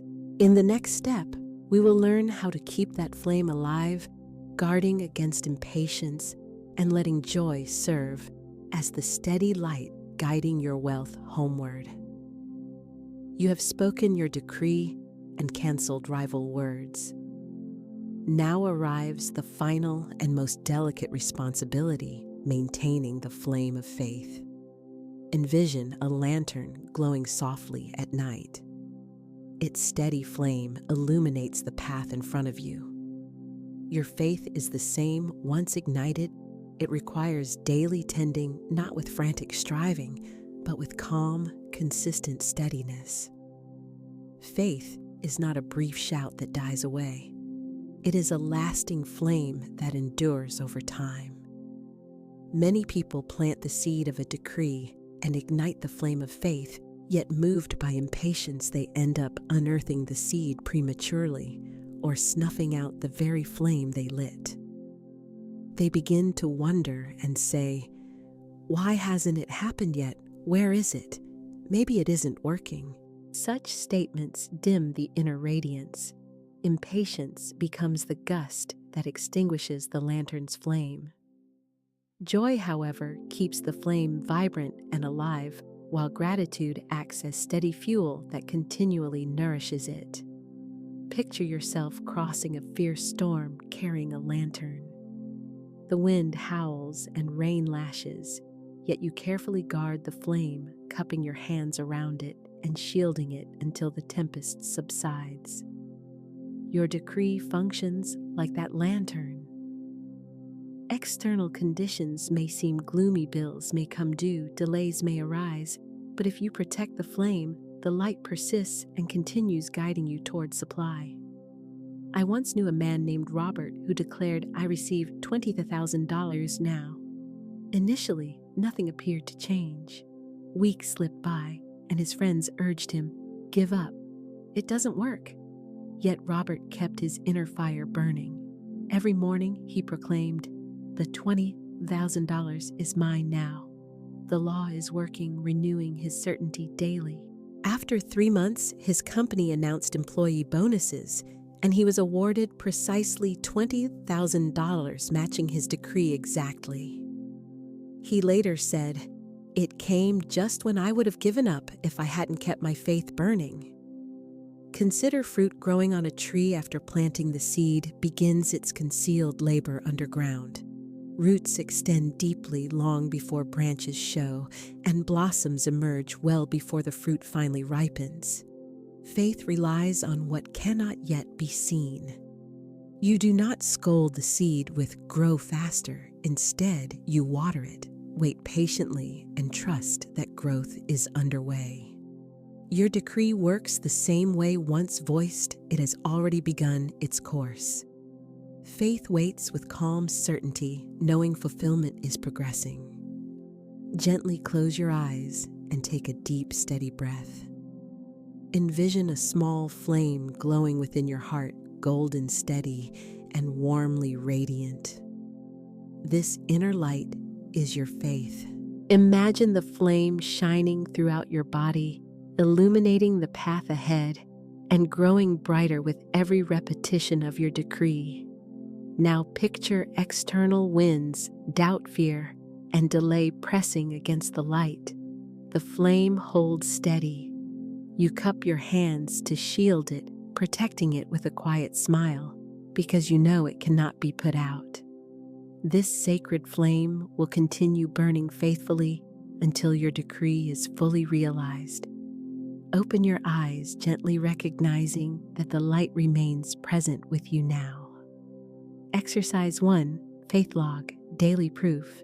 Every evening, record at least one specific way you kept faith alive. Perhaps you canceled a doubt or voiced gratitude. Write it down as tangible proof of endurance. Exercise 2, Flame Visualization, Morning Practice. Devote 2 minutes each morning to visualizing the heart flame intensifying and expanding consciously, linking this brightening light to your active decree. Exercise 3, Joy Ritual Daily Anchor. Select a simple daily action: light a candle, put on music, or smile into the mirror as a ritual reminder that your inner flame remains steady and unwavering. Speak this with me now. The flame of my faith lights the way for my money now. Nothing can extinguish it. I guard it with joy. I fuel it with gratitude. I carry it steadily until my wealth arrives. The flame of faith burns within you now. You have voiced your decree, removed rival words, and carefully tended the inner light that sustains it. The seed has been planted. The blueprint has been drafted. The energetic current is moving. The words are alive, and the flame continues to endure. You have moved beyond occasional practice. You are actively living these laws as your present way of being. Now, as we enter the next chapter of our journey, we step fully into a life sustained by divine supply, where money flows as naturally as breathing and abundance becomes the daily rhythm of your existence. Beloved soul, we arrive at the final movement of this symphony of abundance. What started as a single seed of thought has matured into consistent practice, and practice must now unfold into lasting lifestyle. Abundance is not a one-time ritual or brief meditation that ends when the journal shuts or the candle dims. Rather, abundance is the living rhythm of existence itself, natural, effortless, and as divinely inherent as your very breath. Consider your breath. You do not labor to inhale, nor do you attempt to calculate the oxygen or ration each breath out of fear. Instead, you trust you breathe in and breathe out, and the supply remains endless. You were designed by the divine for this flow, not for worry hoarding or constriction, but for effortless movement with life. The same pattern applies to wealth, to supply, and indeed to money itself. There was a woman named Clara who lived under continual anxiety about her bills. Every morning before opening the curtains, she rehearsed her worries. How will I pay this? What if I lose my job? What if the rent rises again? Her mind kept a ledger of lack, and her heart pulsed to the rhythm of scarcity. One day at a cafe, she overheard the phrase, "Money comes as easily as breath when I trust the source." Something deep within her stirred.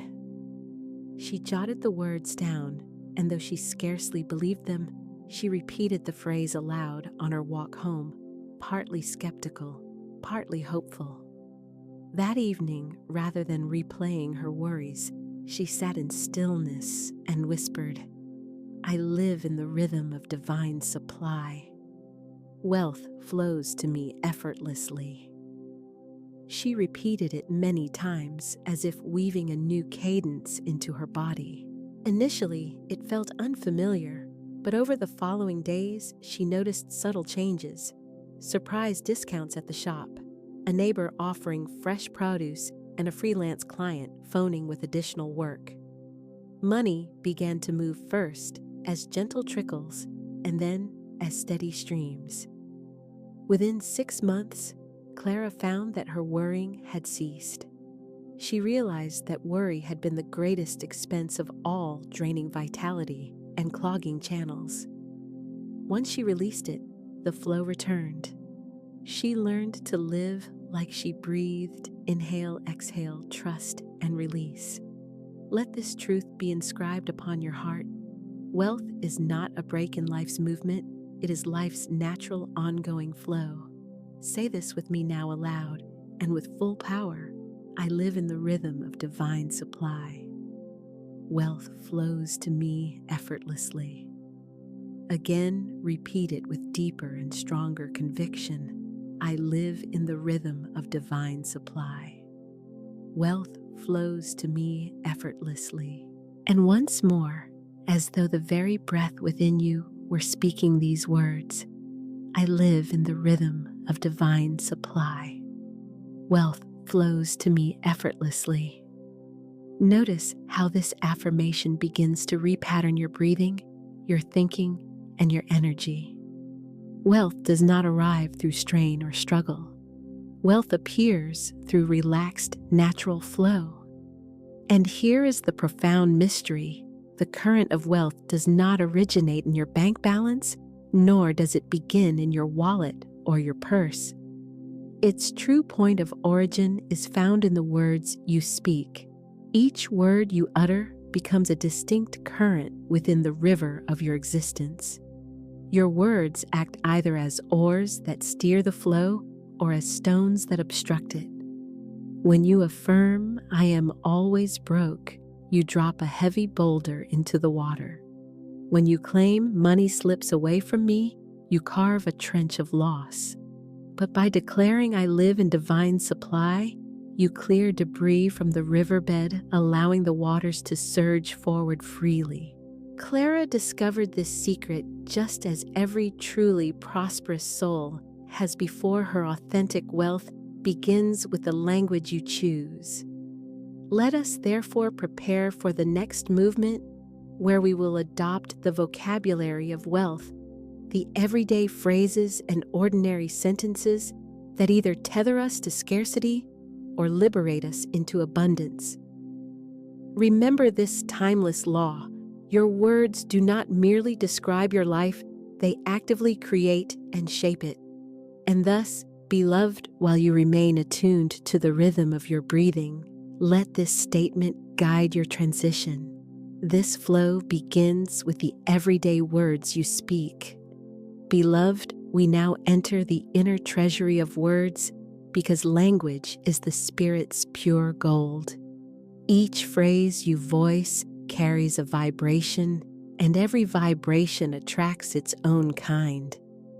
Words are never throwaway sounds, they are creative decrees, living seeds sown into the receptive soil of your subconscious mind.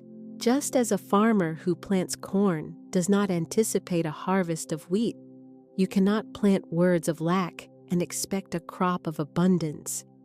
The divine has arranged the universe with exactness. Each seed produces according to its kind. Words steeped in poverty generate poverty. Words aligned with prosperity produce prosperity. How often do we encounter well-worn phrases such as, "I can't afford it"? Money doesn't grow on trees. Easy come, easy go. I'll never get ahead. Even when voiced casually, these phrases operate as decrees, contracts silently signed with the unseen realm. Each utterance shuts a door, narrows a conduit, and constricts the flow. The tragedy is less the scarcity of money than the overabundance of careless speech. Now consider this: every word you speak is a brushstroke laid upon the canvas of your life. If you persist in painting with dull grays, how could you anticipate a masterpiece in radiant gold? But if you dip your brush into the vibrant colors of wealth, health, joy, and gratitude, your life will soon glow with unmistakable brilliance. Let us take these familiar expressions and redeem them through conscious substitution. When you feel the impulse to say, "I can't afford it," replace it by affirming, "I choose to spend wisely. I always have enough for what I need." When another person laments, "Money doesn't grow on trees," smile gently and reply, "Divine supply grows everywhere, and it flows freely to me." When frustration swells and you catch yourself saying, "Easy, come easy," go reframe it with care. Money comes easily, and it stays to multiply. And when a tired inner voice murmurs, "I'll never get ahead," lift your head and boldly proclaim, "I am always divinely provided for. I am advancing in perfect time." These responses are not superficial swaps.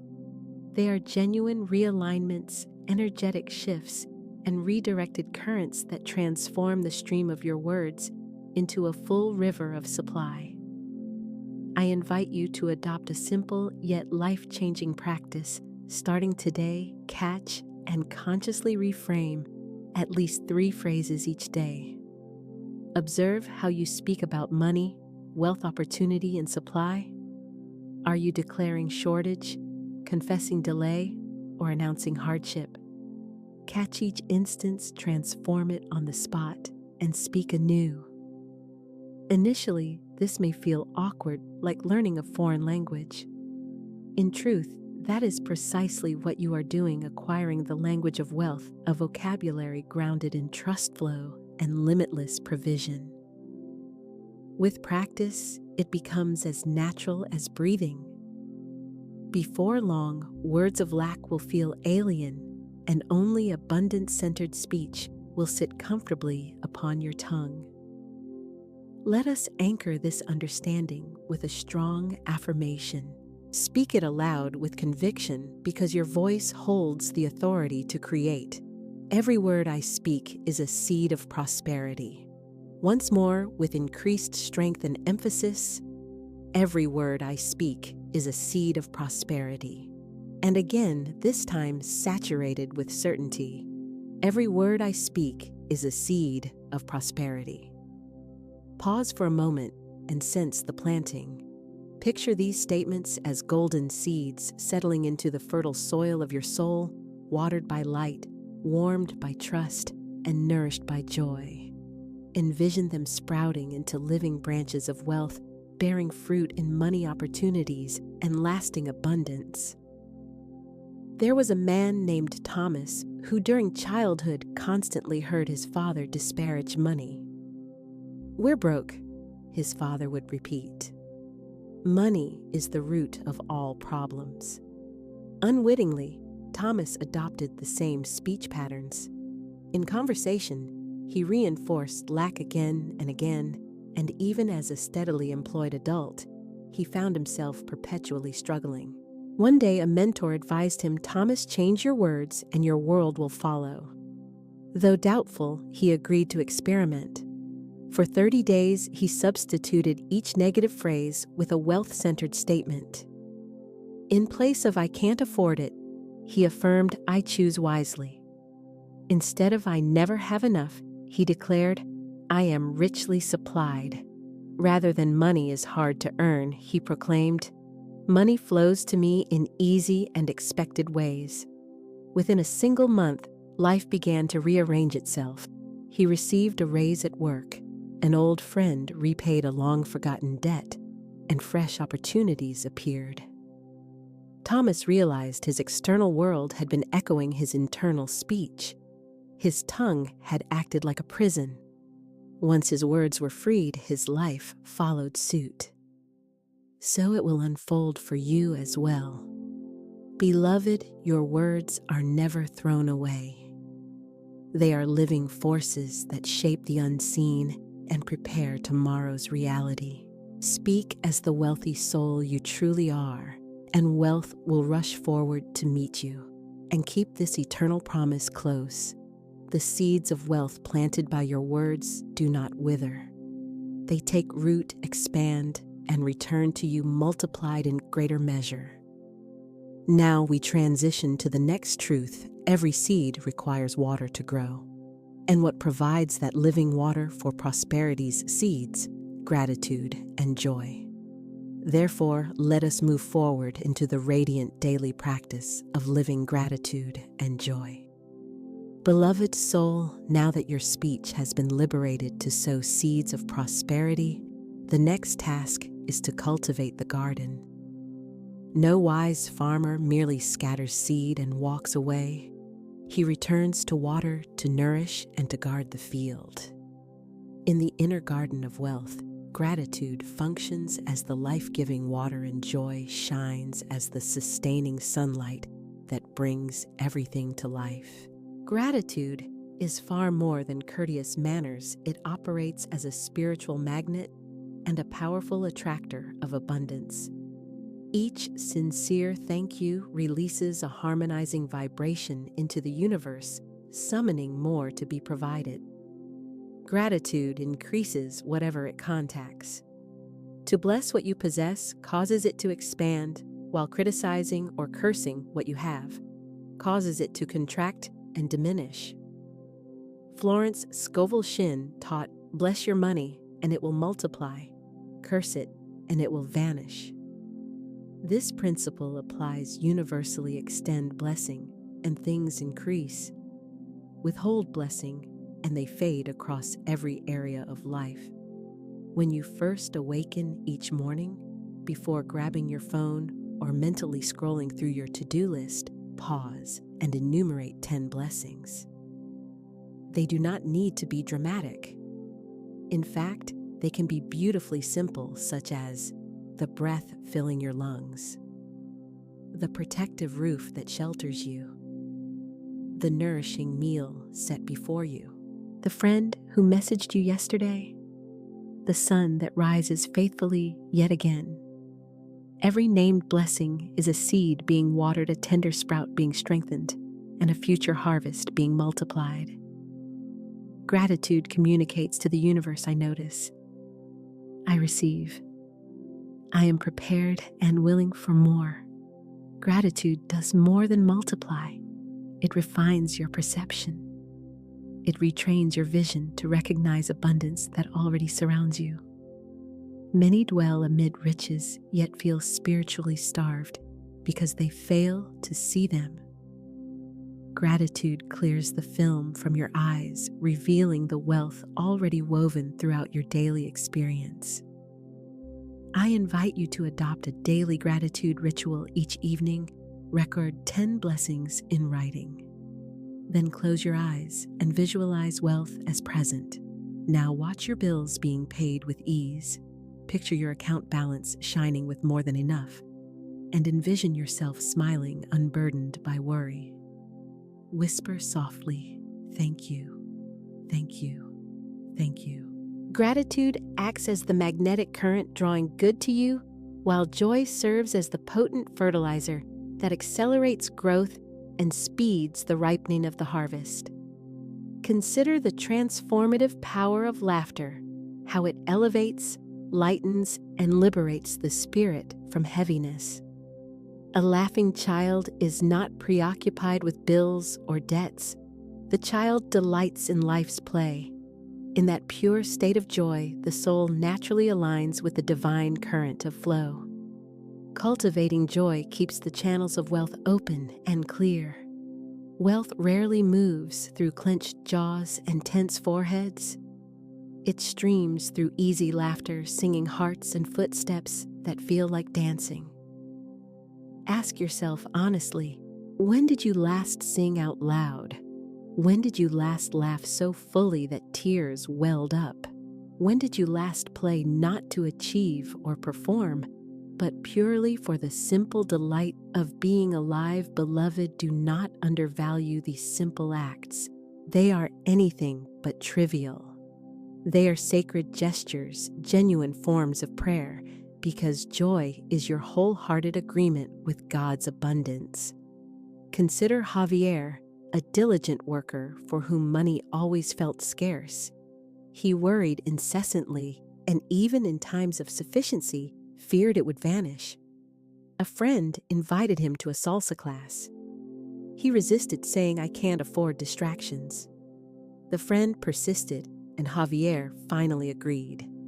That night, as the music swelled, something within him opened. His body remembered joy. He laughed, stumbled, spun around, and for 2 full hours his fears dissolved into the rhythm. The following morning, he felt light, smiling without trying. Over the next weeks, opportunities emerged. New clients arrived, surprise checks appeared, and small daily miracles unfolded. He recognized that joy had unlocked doors that fear had kept bolted shut. The same dynamic will operate for you. Gratitude multiplies the money you steward, and joy magnetizes additional wealth. Together, they form the twin wings that lift and sustain a life of abundance. Let us anchor this understanding with a powerful spoken affirmation. Gratitude multiplies my money. Joy magnetizes my wealth. Once more this time, with even greater volume and emphasis, gratitude multiplies my money. Joy magnetizes my wealth. Repeat it again now, suffused with shining certainty and wholehearted conviction. Gratitude multiplies my money. Joy magnetizes my wealth. Let the words reverberate through you. Sense gratitude expanding in your chest, as if your very heart were widening and growing. Notice joy rising and bubbling like a luminous fountain within. Picture yourself entering any circumstance with this radiant glow, drawing good toward you, magnetizing opportunities, and multiplying supply wherever you go. Gratitude and joy are not conditional upon external events. Rather, they give rise to events. They do not merely appear as after effects, they function as initiating causes. They are not passive outcomes. They are active generators that set new conditions in motion. And now, beloved, we proceed into deeper territory. Gratitude and joy do more than open channels of provision. They sculpt who you are. They transform you from a person who merely seeks wealth into a person who inherently embodies wealth itself. Therefore, we cross the threshold into the next major revelation, what it means to live from a wealth identity. Beloved, it is time for a sacred unveiling. Wealth is not limited to a flow of routine or a checklist of habits. Wealth is fundamentally an identity.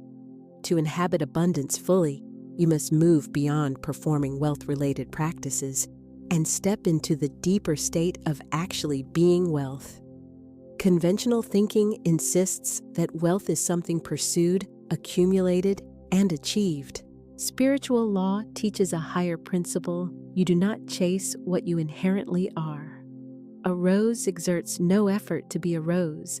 A star does not labor to emit light. The ocean does not strain to be vast.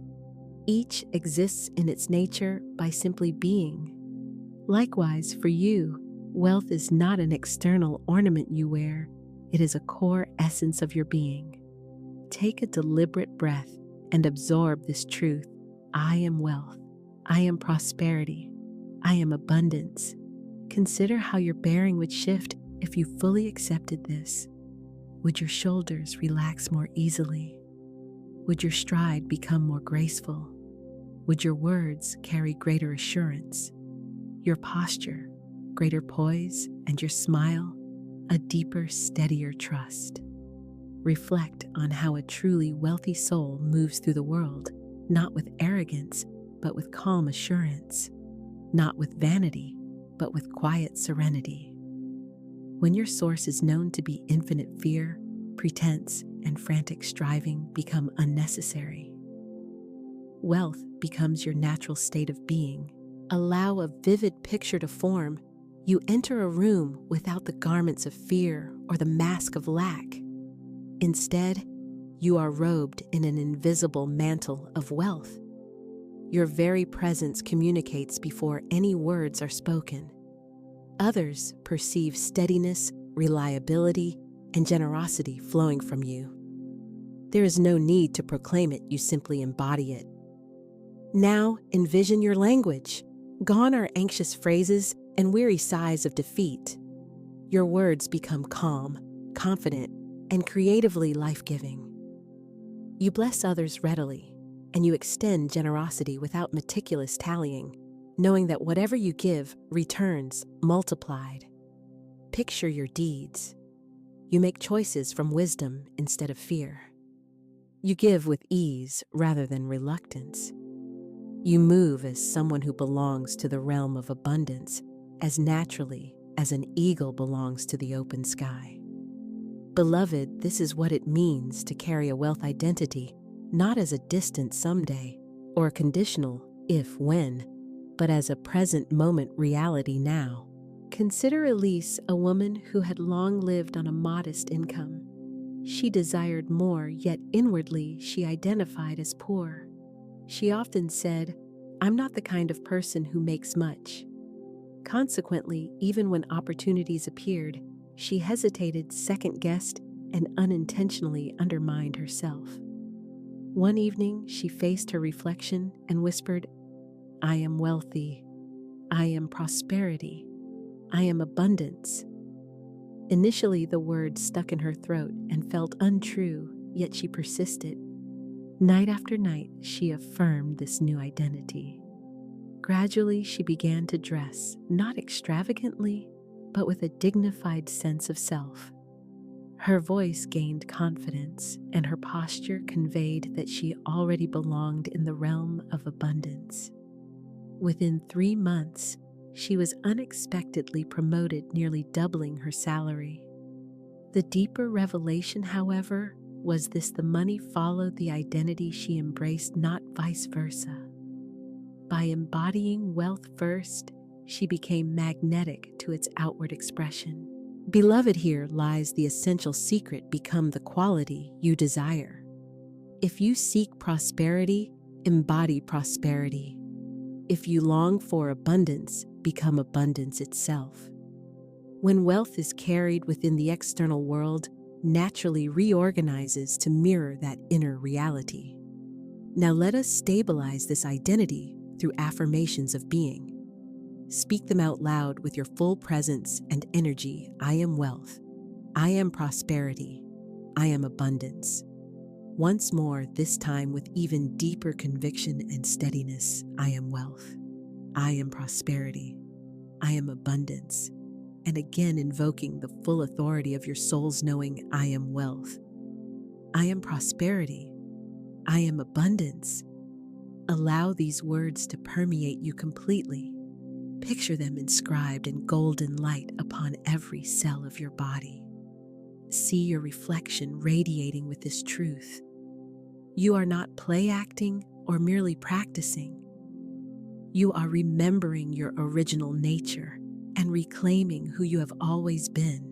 You are not a beggar pleading with the universe, nor a struggler groping in darkness. You are a child of the infinite, wrapped in an inheritance of abundance. Wealth is not alien to your nature. It is the native language of your soul. As you inhabit this identity, a quiet miracle unfolds. The fear of scarcity dissolves. You stop asking, "Will I have enough?" because sufficiency is what you are. You cease worrying.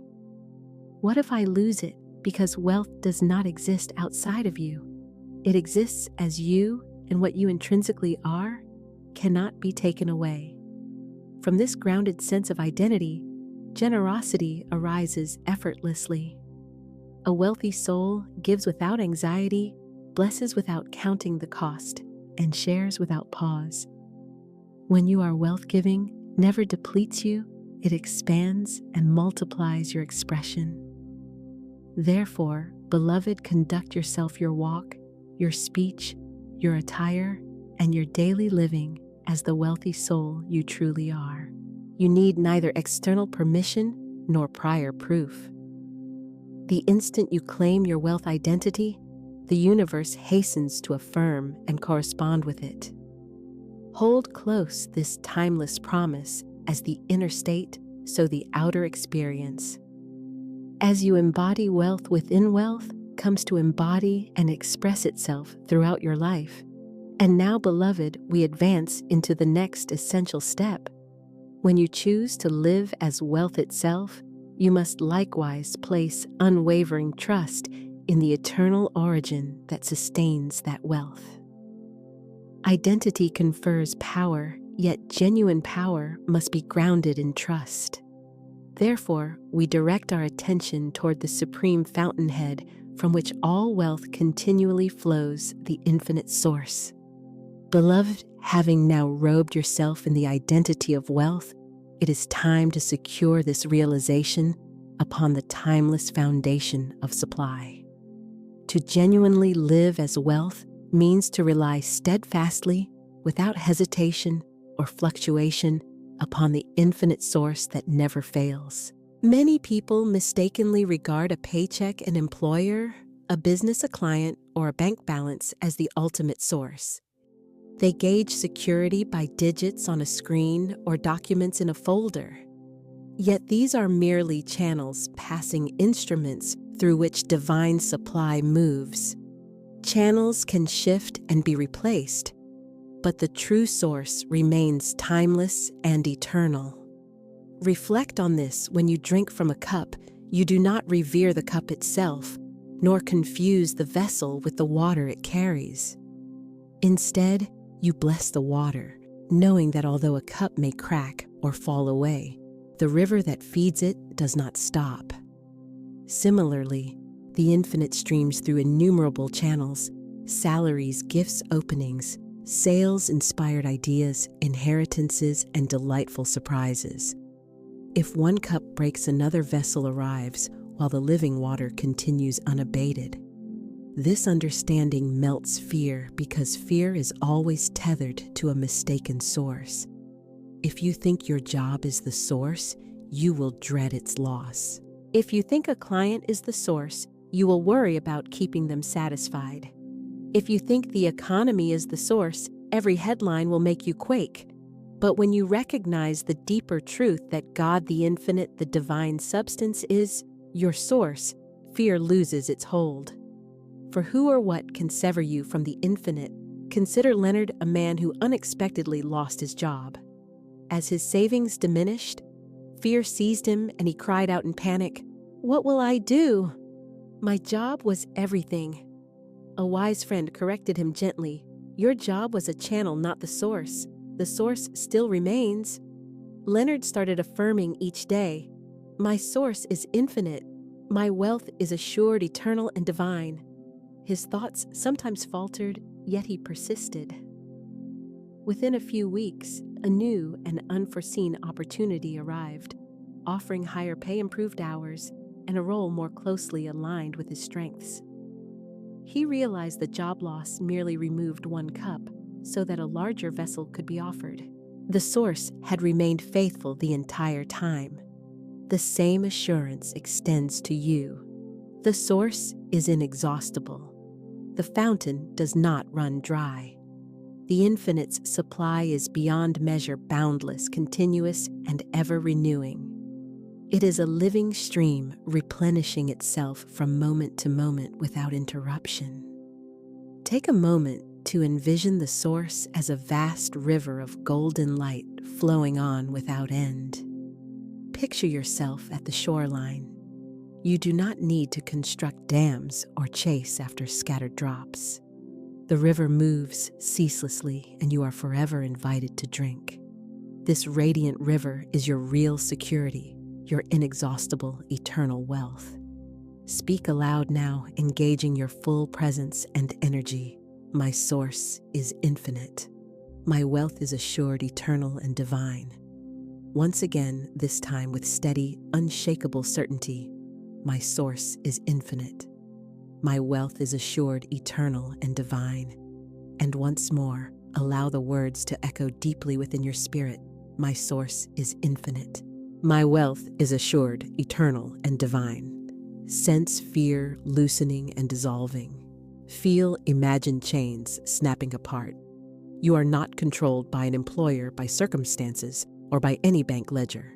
Your source is God the Infinite, and that source is immeasurably abundant. Call to mind the many accounts of unexpected provision, the mother praying over an empty pantry and hearing a knock bringing food. The student anxious about tuition who discovers an anonymous scholarship on their account. The artist on the verge of quitting who receives a commission at the 11th hour. These are not coincidences. They illustrate a law in action. The source is unfailing. As Florence Scovel Shinn declared, God is man's unfailing bank, and all is mine to draw upon.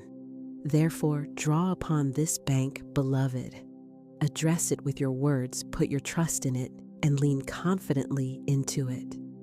This is the singular supply that cannot be depleted, cannot be misplaced, and cannot be reduced. And whenever fear attempts to sway, you declare this reminder: the cup may break, but the water flows still. The channel may close, but the source remains. Consider Miriam, who was confronted with unexpected medical expenses far beyond her current means. The prospect of debt frightened her, yet she refused to yield to fear. She proclaimed, God is my banker, and his supply is infinite. She blessed the bills, thanked them as signs of life's richness, and affirmed her limitless source. Within a month, unforeseen insurance adjustments covered almost the entire balance. Miriam laughed through tears, recognizing she had been supported the whole time. Beloved, this same principle applies to you. Regardless of conditions, plenty or shortage increase, or apparent setback, your source remains constant. The infinite is not swayed by market salaries or political weather. The infinite is the everlasting yes of supply. Let us seal and stabilize this insight with a concluding affirmation. I rest in the infinite source. I am secure. I am supplied. I am forever abundant. Repeat it again, reinforcing the certainty within you. I rest in the infinite source. I am secure. I am supplied. I am forever abundant. And once more, let it settle deeply as your living truth. I rest in the infinite source. I am secure. I am supplied. I am forever abundant. Now, beloved, allow the calm of this truth to rest within your heart. Fear has no claim here, because infinity cannot be reduced. You are safe, amply provided for, and continually sustained. And now, having embodied the flow, refined your words, cultivated gratitude and joy, assumed the identity, and trusted the source, we arrive at the grand culmination, the final vision.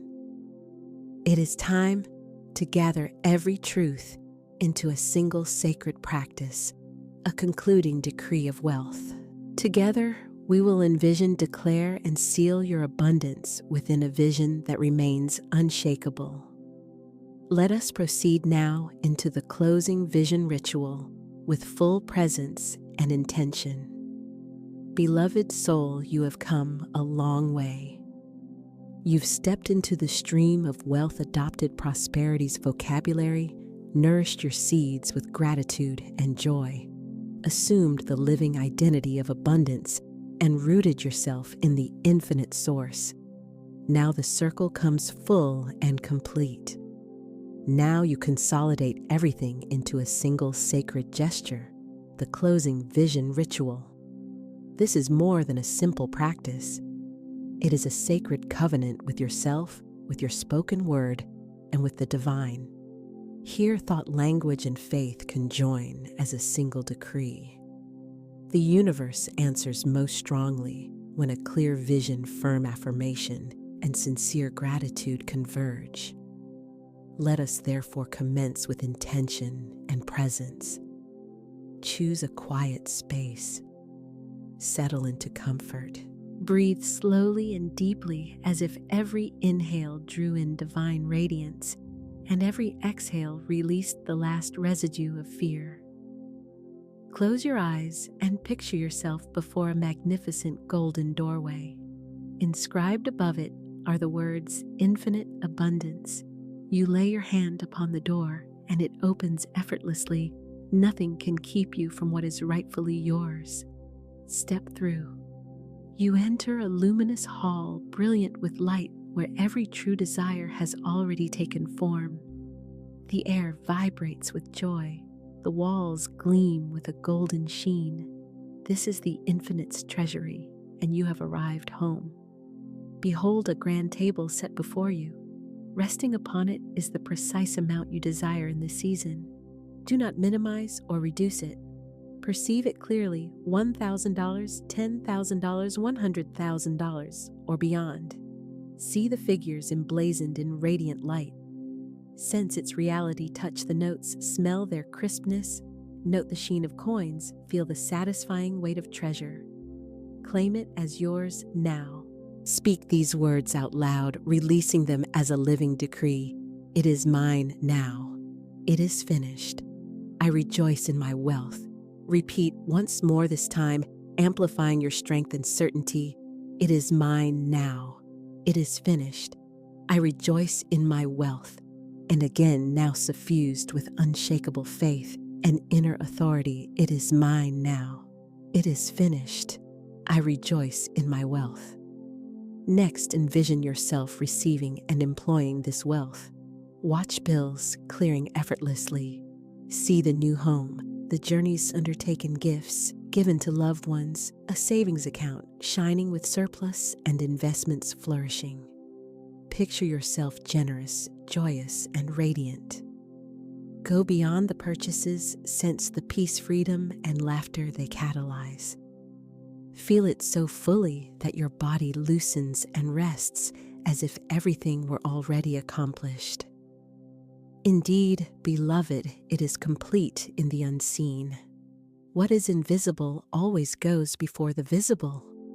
The decree invariably comes before the outward demonstration. By claiming it in this moment, you activate the unfolding. Let us now seal the vision through declarative words. Repeat each line slowly, as if inscribing it upon the very fabric of reality itself. I am the wealth of God in expression. All that is mine by divine right flows to me now with ease.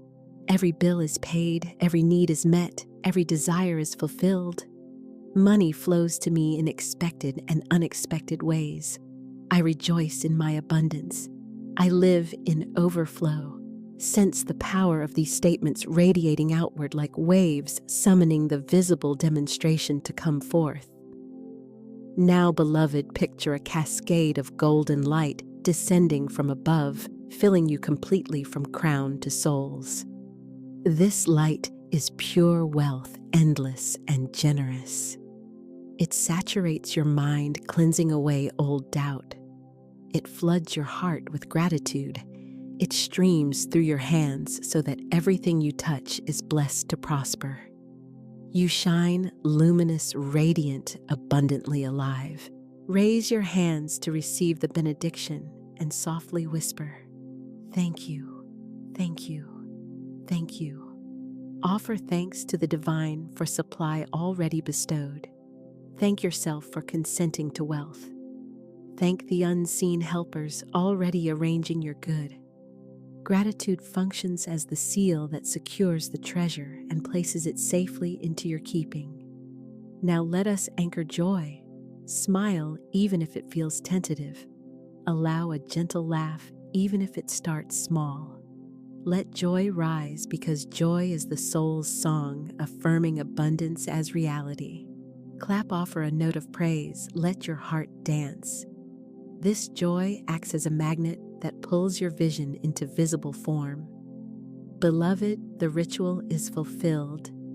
The vision has been planted, the decree declared, gratitude offered, and joy set free. The essential work is complete. What remains is to live from the finished state, because in truth, it already is accomplished. Let us speak a final sealing affirmation. It is mine now. It is finished. I rejoice in my wealth. Once again, let your voice carry thunder and certainty. It is mine now. It is finished. I rejoice in my wealth. And one last time softly, with serene assurance, it is mine now. It is finished. I rejoice in my wealth. And now, beloved, as you move into the days to come, keep this remembrance close.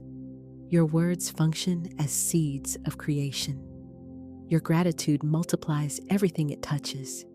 Your joy draws and attracts the good you seek. Your chosen identity molds and shapes your outer reality. Your source is limitless, inexhaustible, and eternal. Walk with assurance, speak with authority, and live in settled peace. Abundance is not merely on its way, it has arrived. It is your very nature and the steady rhythm of your life. And thus, I extend a blessing over you. May your spoken words act as wands that summon prosperity.